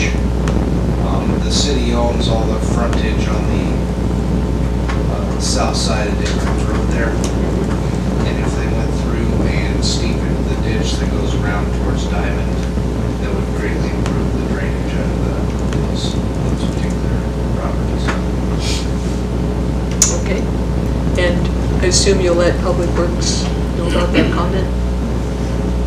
Yeah, we can definitely pass that Pass on. it on. Thank you. So do you want to speak to it at all? Could I? Yes. Sure. Just from here or? It's better if you come to the microphone. Okay. Glasses.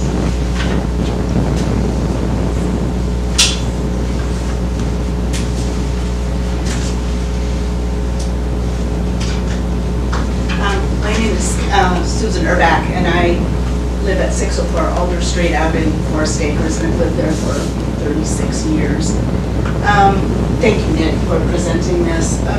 Since the levee road has been built there, we have had problems with drainage in our backyard, and in some years, we've had flooding in our house, which never happened before. 2012 was the big one, and then every year, we are sweating it out because we see the water come through our property. We have a slough, and so the excessive rainwater with the levee there, it just creates a bathtub effect, and there's no place for it to drain.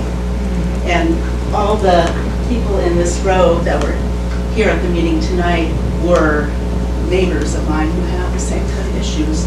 And I'm sure there's many more people in Forest Acres that just haven't spoken up that there is this issue. And we ended up digging a trench through our backyard in order to help alleviate some of that water, rainwater. And it helps a little bit, but because the city owns the property next to us and then all behind us up against the levee road,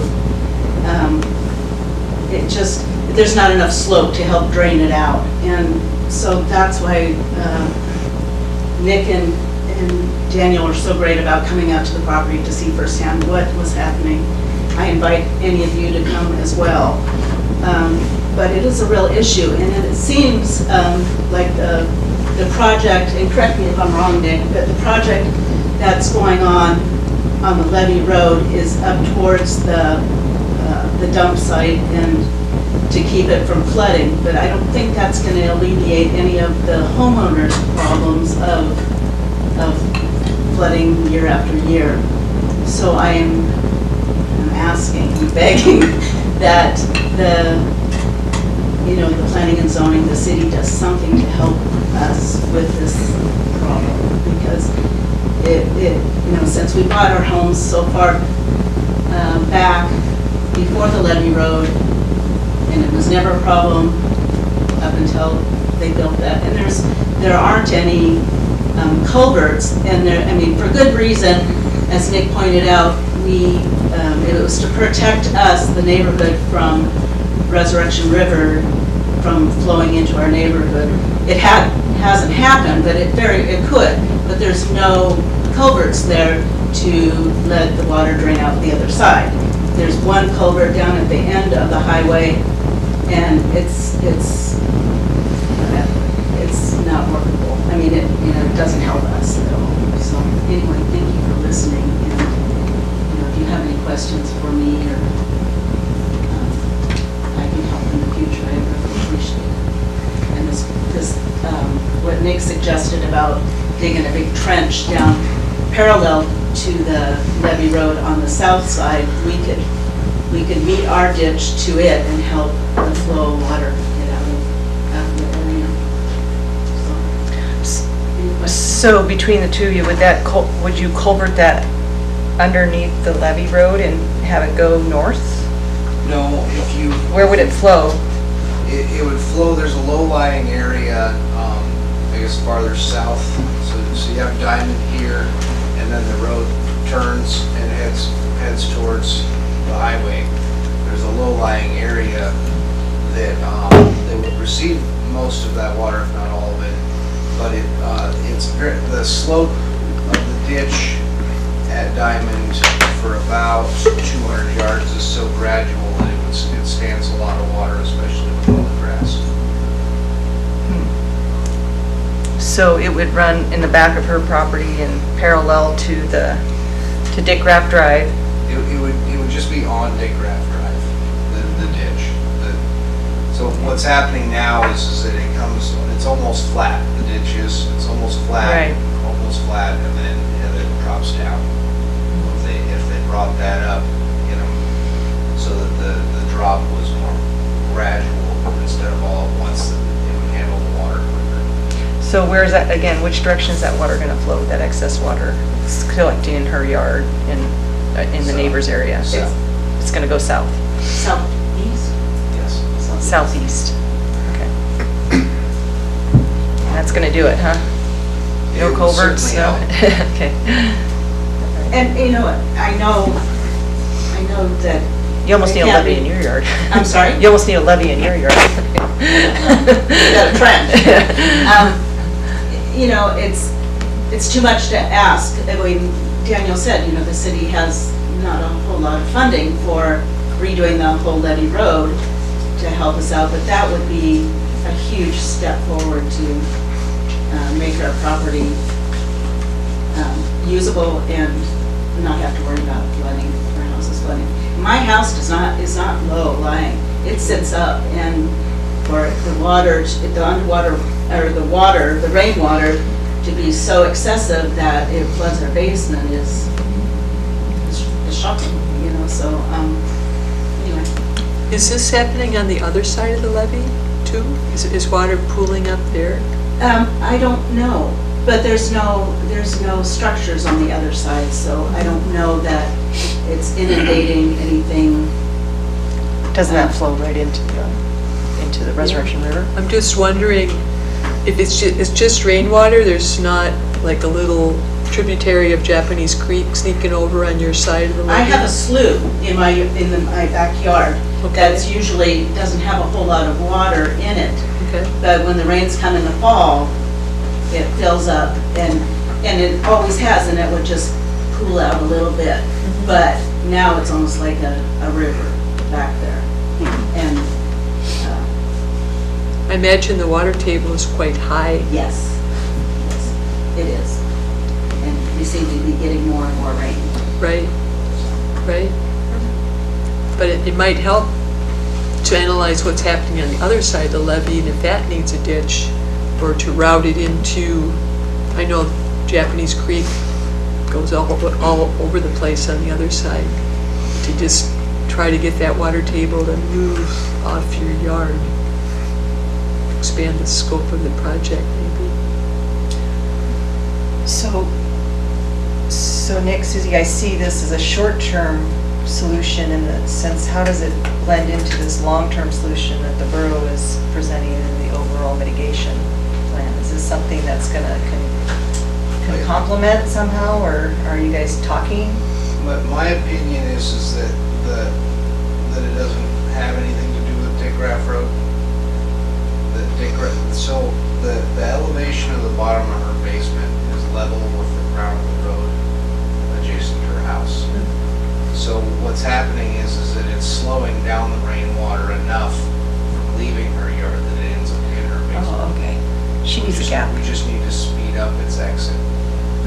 But I do believe it's just drain water from the neighborhood. I don't think Jet Creek is reaching. It's not reaching, for sure, it's not reaching. It's the rainwater. Yeah. We just need to, it's just that low corner of the neighborhood, it's not leaching water out quick enough. And as you mentioned before, this would be a complete city project?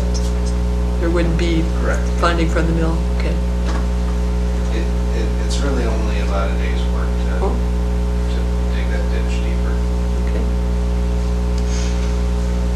So to your point, like Public Works, we have been in conversation with them. However, if the commission wanted to make some sort of recommendation, it's not something you have to decide now. It could be a discussion item, but that is part of the reason I wanted to invite Nick to talk about Scheffler Creek and Susie to talk about this issue. And so that could be something we could put on a meeting agenda if you'd like.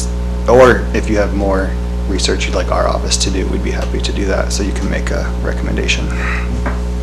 How does that fit in with our purpose? It's not zoning, it's not land regulation, it's not plating. How does that come into our bailiwick? There's a safety, let me pull up, because I think there is in the purpose, something in regards to the public safety. Okay. So, if you want the exact word, I can pull it up real quick. Oh, that's fine. I'm happy to have it on our agenda. Similar, Hopefully- I think I would, Hopefully before fall. right, similar to like the fire emergency access to the Mount Marathon Jeep Trailhead Right. that you made a recommendation on. Right. It'd kind of fall under that same umbrella. So it says, protect the public health and general welfare of the citizens of the community. Perfect. And just so you know, you, Susie, and the public, it's at a work session, we're not allowed to make decisions. It's just discussion, but we can bring it forward to a regular meeting and have it on the agenda, and at that point, we can make a decision. Appreciate it. You bet. Thank you for Yeah. coming. Yeah, let's pursue this. look into it more, get it on. Seems like a real time-sensitive and straightforward option to help. Yeah. So yeah, I can work with Nick, maybe getting like that in writing, like your official recommendation, and then yeah, we'll see where we go from there. Okay, well, if we're done with that topic, let's move on to, should transient merchants have generators? Would you like to just leave that off? Yeah, I'll just provide a little background to this.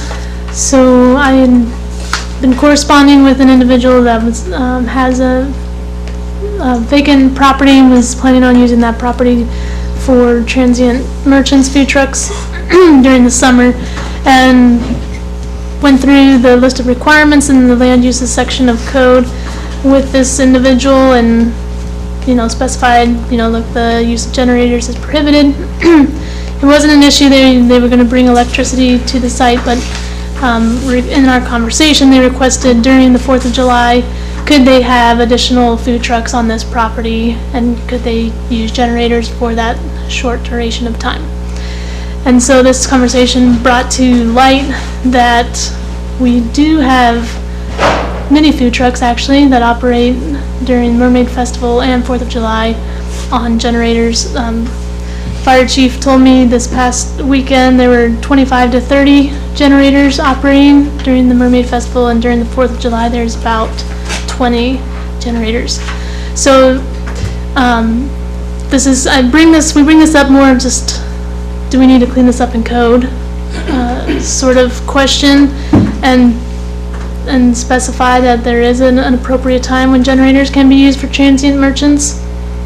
Or is the commission fine with how the city is operating right now, where these food trucks that do use generators during Mermaid Festival and 4th of July do get inspected by the fire chief? There is specific code that they have to follow as far as fire code, but technically per the land uses requirements for transient merchants, they would not be allowed to use generators.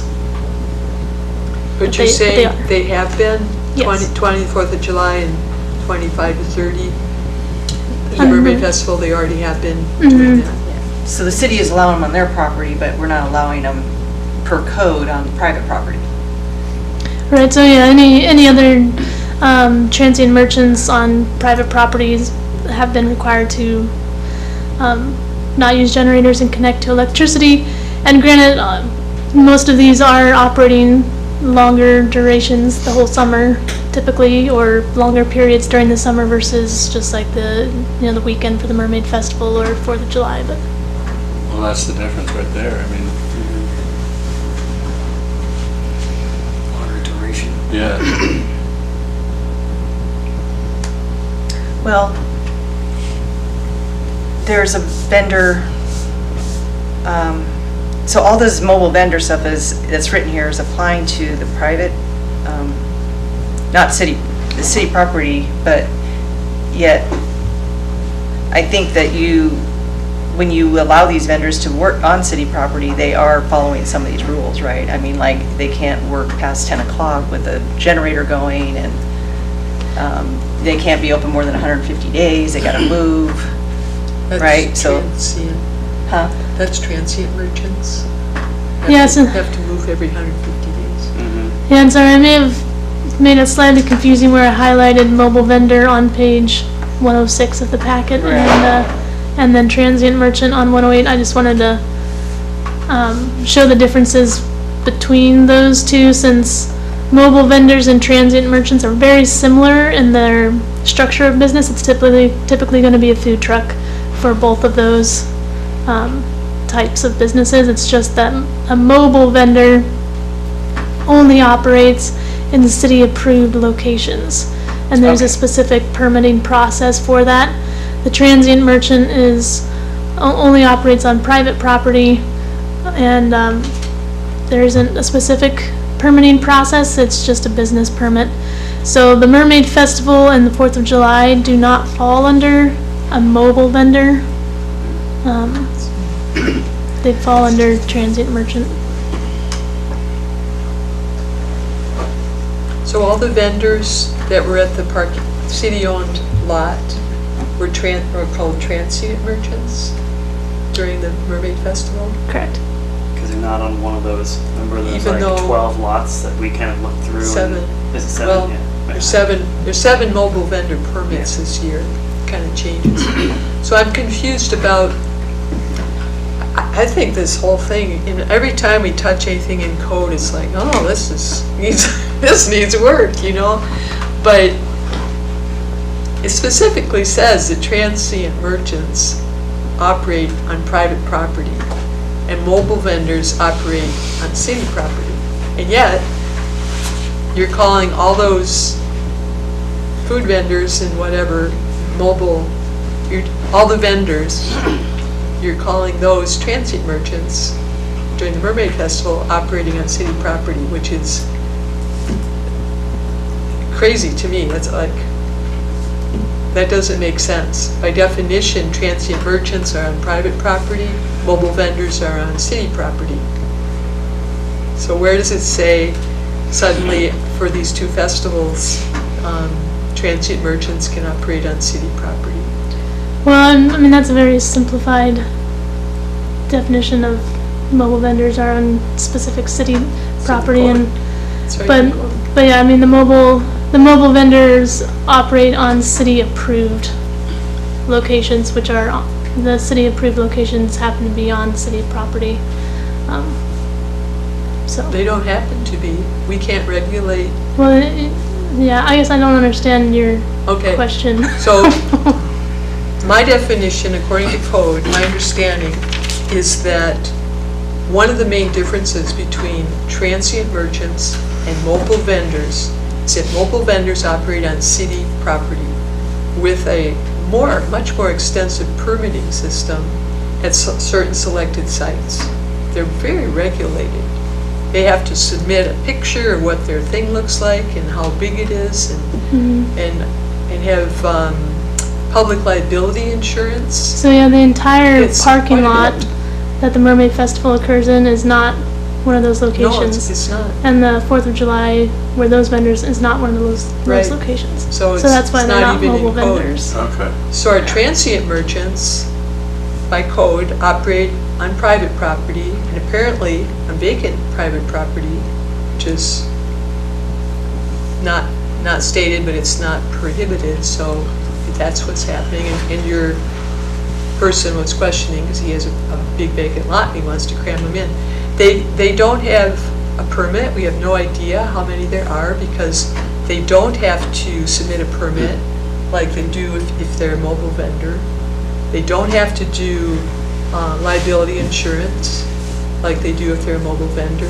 There's some real significant differences. They don't have to tell us how big their unit is. And I submitted 3 samples to you of mobile vendors that of transient merchants that don't move after 150 days. I don't know if I'm allowed to say the names, am I? No, I won't say their names. But anyway, at least 3 of our very popular transient merchants operating on private property do not move after 150 days, which is part of our code. So it's like, what is it? You know, you're supposed to take your little trailer, your food vendor trailer, and leave, you know, go somewhere else and not be here. And I just don't get it. It's a good way for a business to test the waters and see if their food vendor idea is a good idea. If they can, you know, the goal, I think, is to have them build a brick and mortar place and pay property taxes and help our utilities and be part of the community. But they come in, they build up a place, they operate for 150 days, and then they close down with hardly any regulation. And meanwhile, businesses downtown, they also close down the winter because there's nobody here to buy their products. But they're still paying, so it's like, this is really unfair competition. So, Sure. It might be helpful just yeah, to read that definition of transient merchant. 'Cause Okay. I think you got some stuff correct and some Okay. stuff I think would be up to interpretation. all right, tell me. Any person, partnership, firm, or corporation, whether a resident of the city or not, who engages in a temporary business within a period not exceeding 150 consecutive days in a calendar year of selling and delivering goods and/or services, wares and merchandise for profit or nonprofit within the city. So I'll pause it there. So that's just talking about operating. That's a mobile vendor.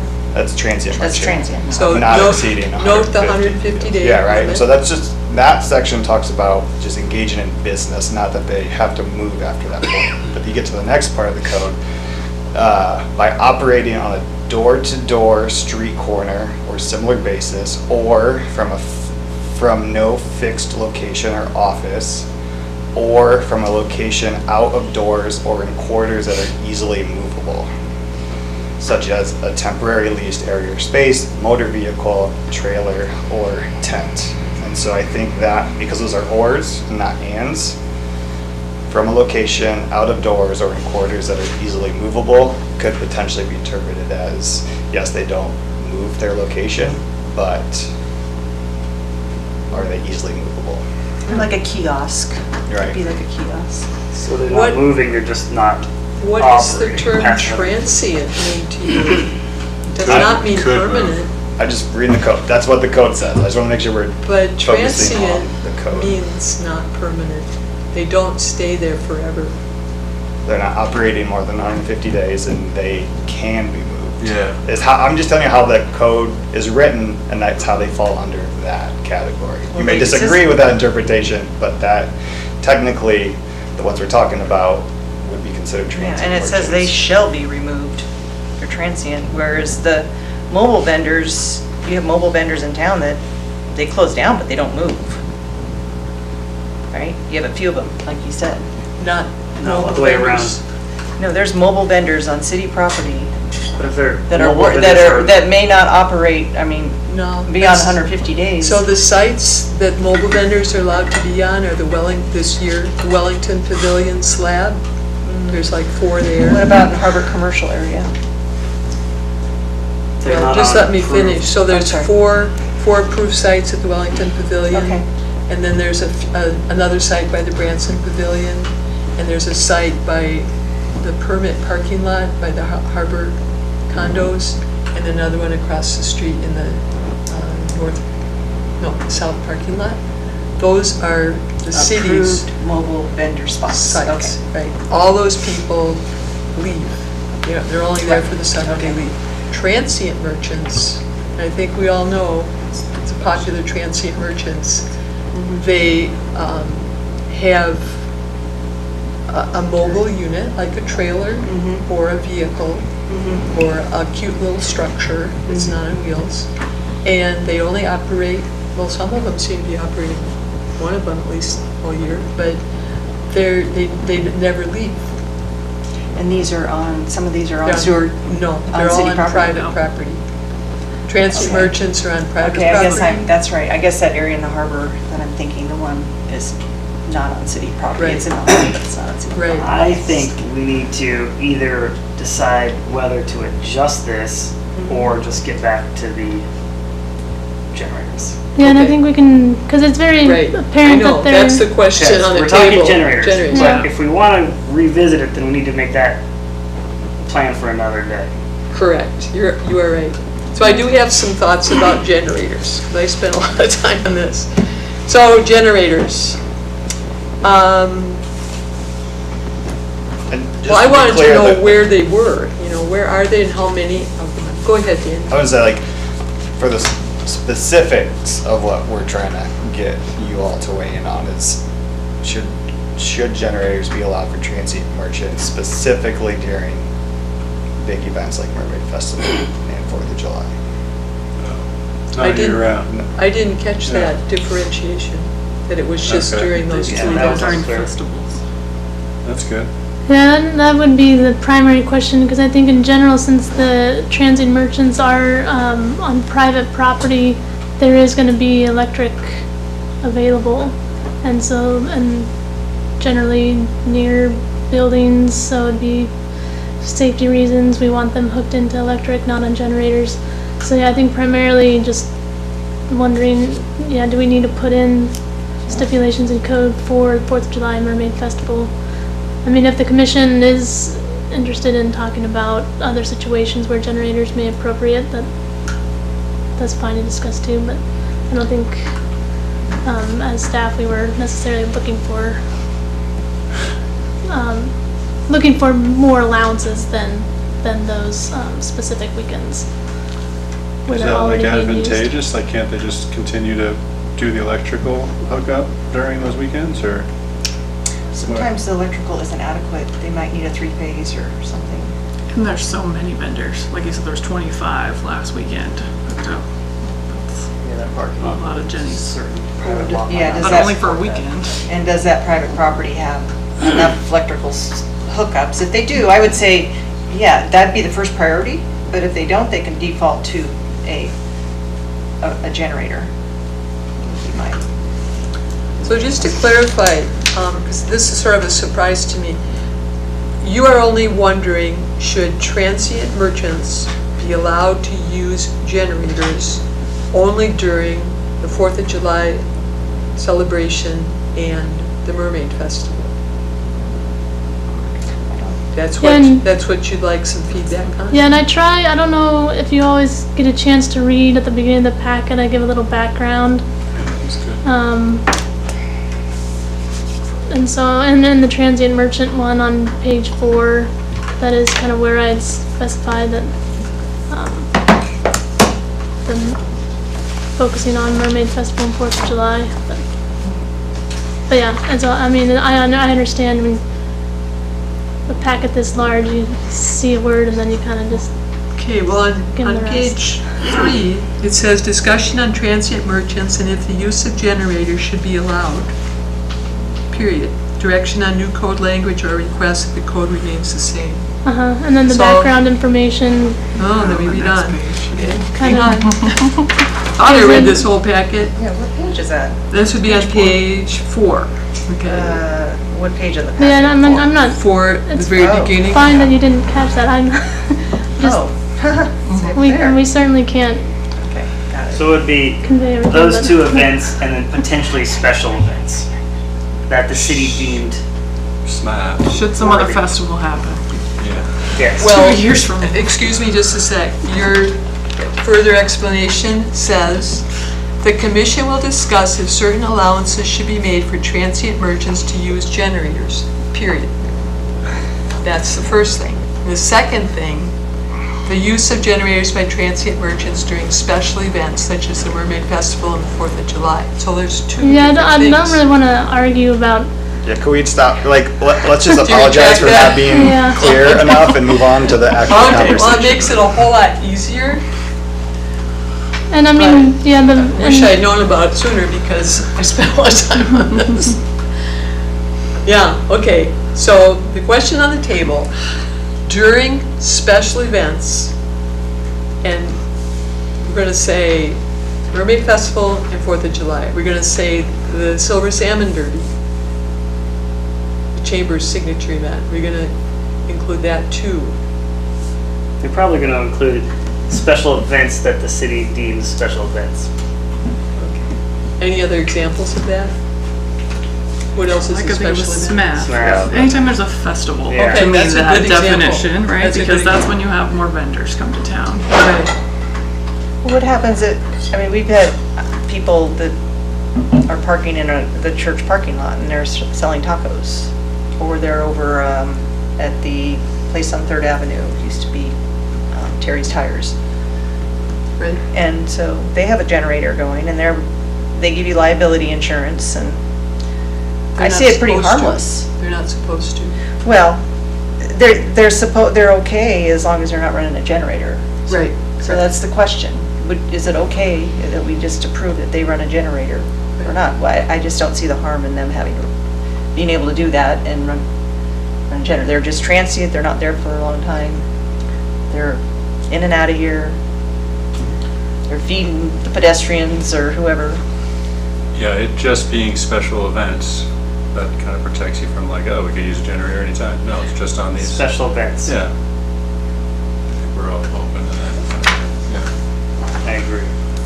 That keeps I it think, in yes, control. it's fine to have generators And for specify- our events. That bring Specify- a lot of doing people it. to town. Yeah. And specify a time frame like no longer than, Yes, definitely a start and end date, a time for 3 days or something. No, like, not late Oh, night. yeah, which that's in there. Well, I it's think in we there. have that, Pretend, yeah, yeah. because you can't run past 8 to 10 10. PM.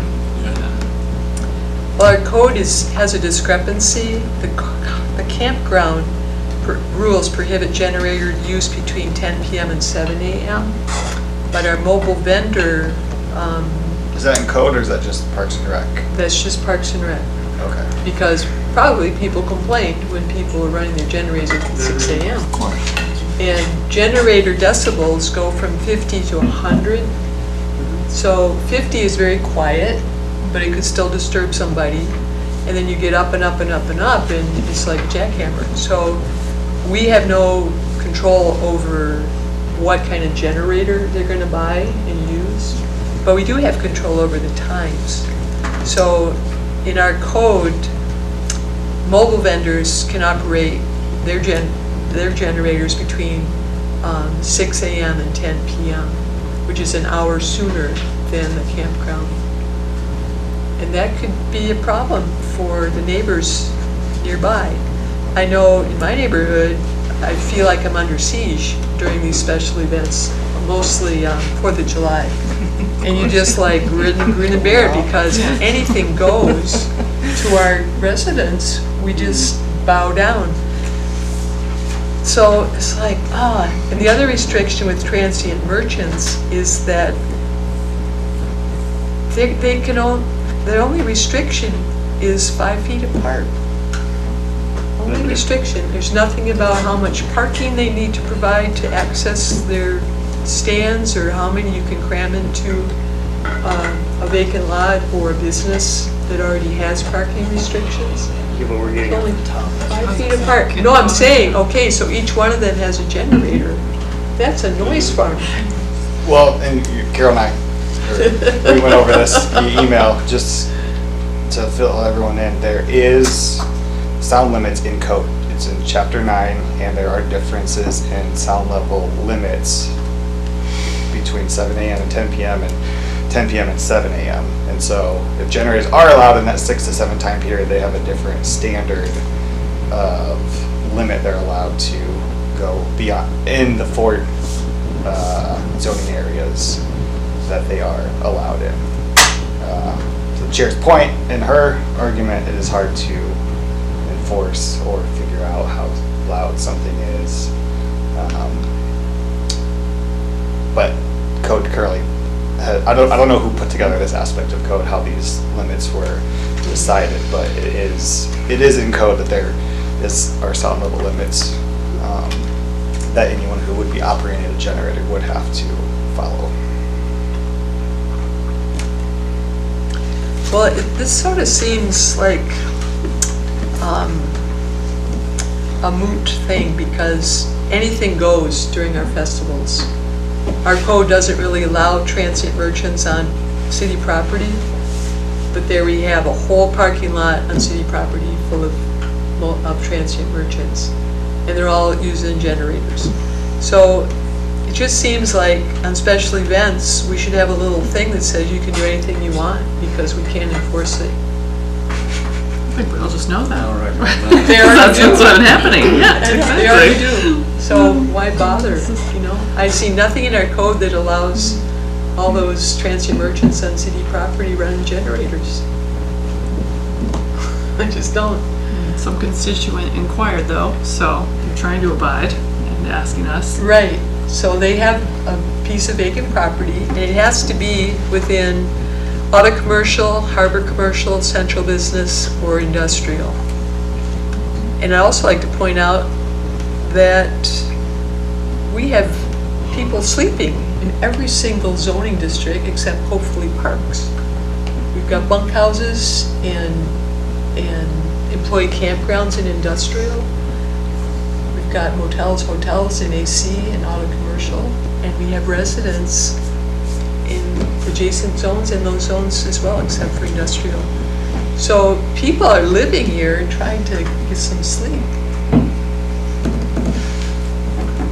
Well, there is a time boundary Right, when it can. at 6 a.m. Would you like to be awakened by a herd of generators? I thought it was 7. Well, the mobile Or 8 to 10, vendors. wasn't it 8 to 10? No, that would be way too reasonable. The The mobile roving vendors, the The mobile roving are vendors who 6 are to 10. regulated and can have generators can start at 6 a.m. So in Title 8.10, there is a specification that says the city council shall establish through resolution the policy and procedures to be utilized and the fees to be charged by the city when evaluating whether to permit transient merchants as defined in Title 15 on property owned or controlled by the city. Oh, okay, that's good to know. So there is that allowance for transient merchants to operate on city property. Thank you. I'm not aware if there has been a resolution by city council establishing a policy or procedure. So we can look into that, but there is already something in code, I guess, Good. to allow that to occur on. Good. I city remember property. when the Mermaid Festival first started, the city required, $1,200, $2,000 payment to mitigate the loss of parking, that devoting that whole parking lot to the festival eliminated a lot of parking. And so that loss was covered by a payment. I don't know if they're still requiring that. Yeah, but and That's good to know, thank you. yeah, and there is, I know the city manager's office does approve special use permits, and so that may, the festival and 4th of July may fall under that. So those permits don't go through our office, but this portion of code Title 8 does say that the city manager would authorize it, so. So if could the special use permit for transient merchants on special events, could that be a place where generators would be allowed between 7 and 10 p.m.? Yeah, that's probably a more appropriate place than specifying in code. That makes sense. Special events, they can Yeah. have them, and then we put a timer on them. Right. I like that.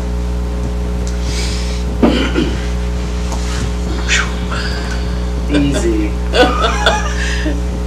So we'll have that hopefully brought forward so we can actually make a decision in public on that. Yeah? So a recommendation to specify the requirements and time allowances for generators in the special use permit that is administered by. Right. Do we want to try to control density by requiring 10-foot separation or parking? No, it's their property. Let them decide that. Okay, well, we do have parking. And it's a special event. It's a special event. It's a special event. Right. So that has its own I like, stuff. I like that.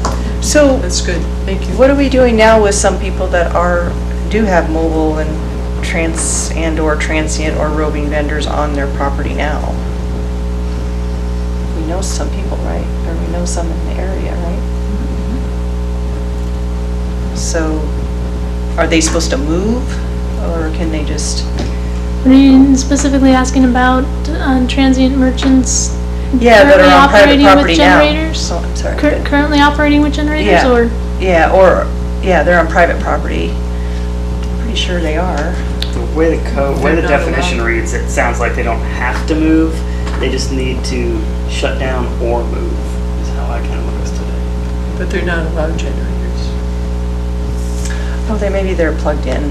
Yeah. Probably plugged in someplace. Which is, it's okay. I wasn't sure if this would cover that or not, so. I really like Now and special or, events. yeah, and it may encourage them to find a place to plug in. If the private property owner has a plug-in.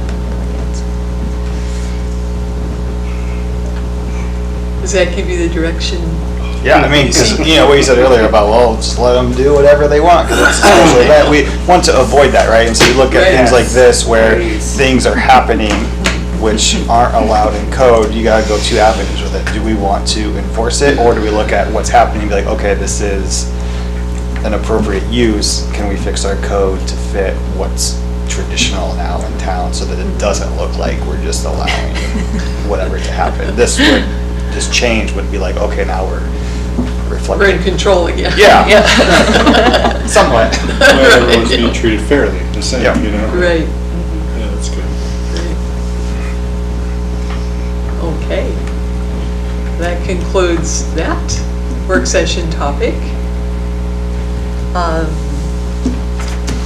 That was a whopper work session. Let's have, does anyone want to comment?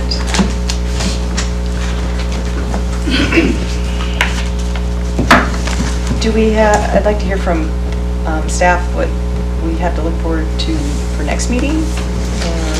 Sure, and so first, it would be, because I know Commissioners Ullman and Charbonneau will not be available for the next June 4th meeting, and so we would need the three of you plus Commissioner Hornseth to be there to have quorum. And so do any of you anticipate having?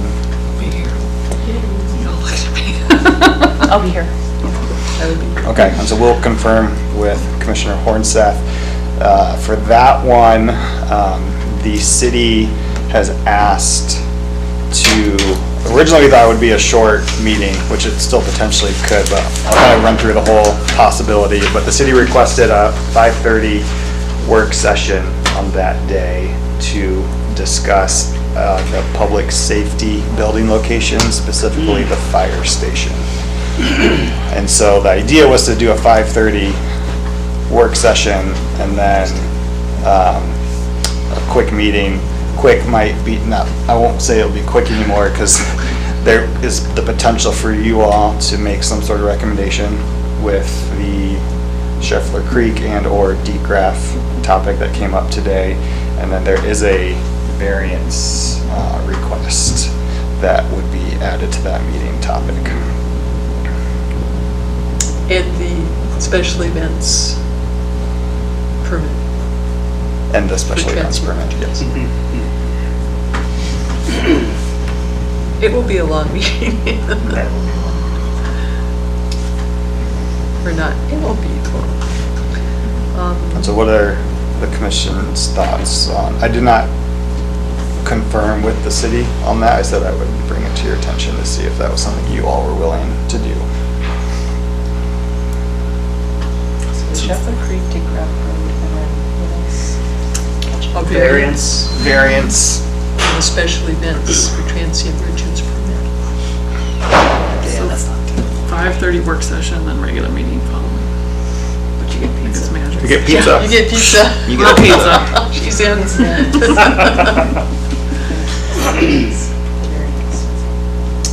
So What is that?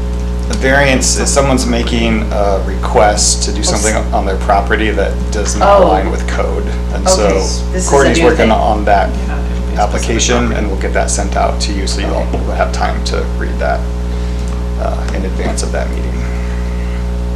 Okay, so I'll converse with Commissioner Hornseth, and if he's available, we'll plan for that. And then in addition, I will be in Fairbanks next weekend for some incident command system training that all department heads have to go through. And then the following week, my brother-in-law's getting married, so we're doing a week travel to the Midwest to introduce our, well, 4-month-old to all of our families. So I will be out of the office for the next 2 weeks, but we'll still be checking in remotely. So if you have any urgent questions or anything, you can get in touch with Courtney or Clara. I know Courtney will be out a little bit as well. So would that variance be a public hearing? Yes. Okay, so we'd have one public hearing. And then those other topics would go under new business? And, yeah, well, we might not address all of them since I will be gone next week. But yeah, we can most likely get the resolution recommending, the requirements for the special use permit. Okay. And then we can work with Nick Chapman to get that wording of his specific recommendation, and then that can come on the July meeting. And would those be in the form of resolutions or just discussion items? Yeah, it's, Probably don't need a resolution for these right, two. and so like with the, yeah, it does make sense, we can talk with the city clerk to see what format would be the most, maybe not the most official, but would make the most sense as far as a recommendation from P&Z to city council to then discuss something, because I think I would guess with the mitigation efforts, it would be more of a discussion item that we put on city council's agenda, kind of like the parking signs at Mount Marathon, so it could be, yeah, a more simple approach than a resolution. Okay, yeah, that makes sense too. Great. Then just going forward, summer schedule, just schedule first and third Tuesday, right? Regular meeting's the first Tuesday, work session's the third, June, July. Okay, cool. Yes, Yep. minus the, I know we haven't changed it much, but I don't know, for Yeah. some reason, I sneak up on me. Wait were till you at the get last one, the last meeting? No. Okay, there were Oh, okay. changes based on 3 elections.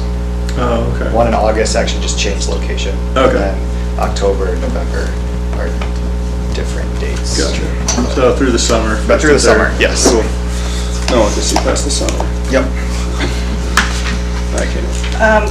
So were we gonna have a discussion on the on-site cannabis use issue? Is that gonna be coming up?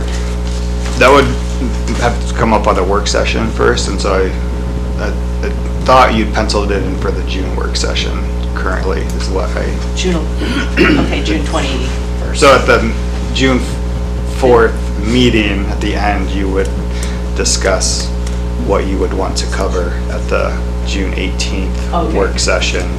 And remember, I discussed that the Safe Streets and Roads for All grant process, that's kind of the end of their timeline to speak with you all, so they're slated for the first half of it, but then the second half is kind of up for you all to discuss at the June 4th meeting, what you would like to, but that was, I think, the topic that had been penciled in there. It's nice to have that heads up on what's coming. As far as you know, I know you get things. Yeah, it thrown comes at up, you. and then, like I think I mentioned before, but for the June one, I think we'll have a longer list and maybe spend a few minutes discussing what your thoughts are and prioritizing that list for the second half of the year. I'd like to, we'll have like mini conversations at every meeting, but maybe like 2 bigger ones in December and June to, I think we had housing on there too. Yep, Housing. yep. And more housing. Lots coming down the line. Any other comments? No. I appreciate everyone's attendance, appreciate the audience and our presenters, and again, all the hard work of the Community Development Department, preparing all these packets. That was a whopper. Squeezing the juice. Congratulations. Squeezing the juice. Thank you so much. I'm going to adjourn the meeting at 8:30. Thank you, Carol. It's almost there. That's Close.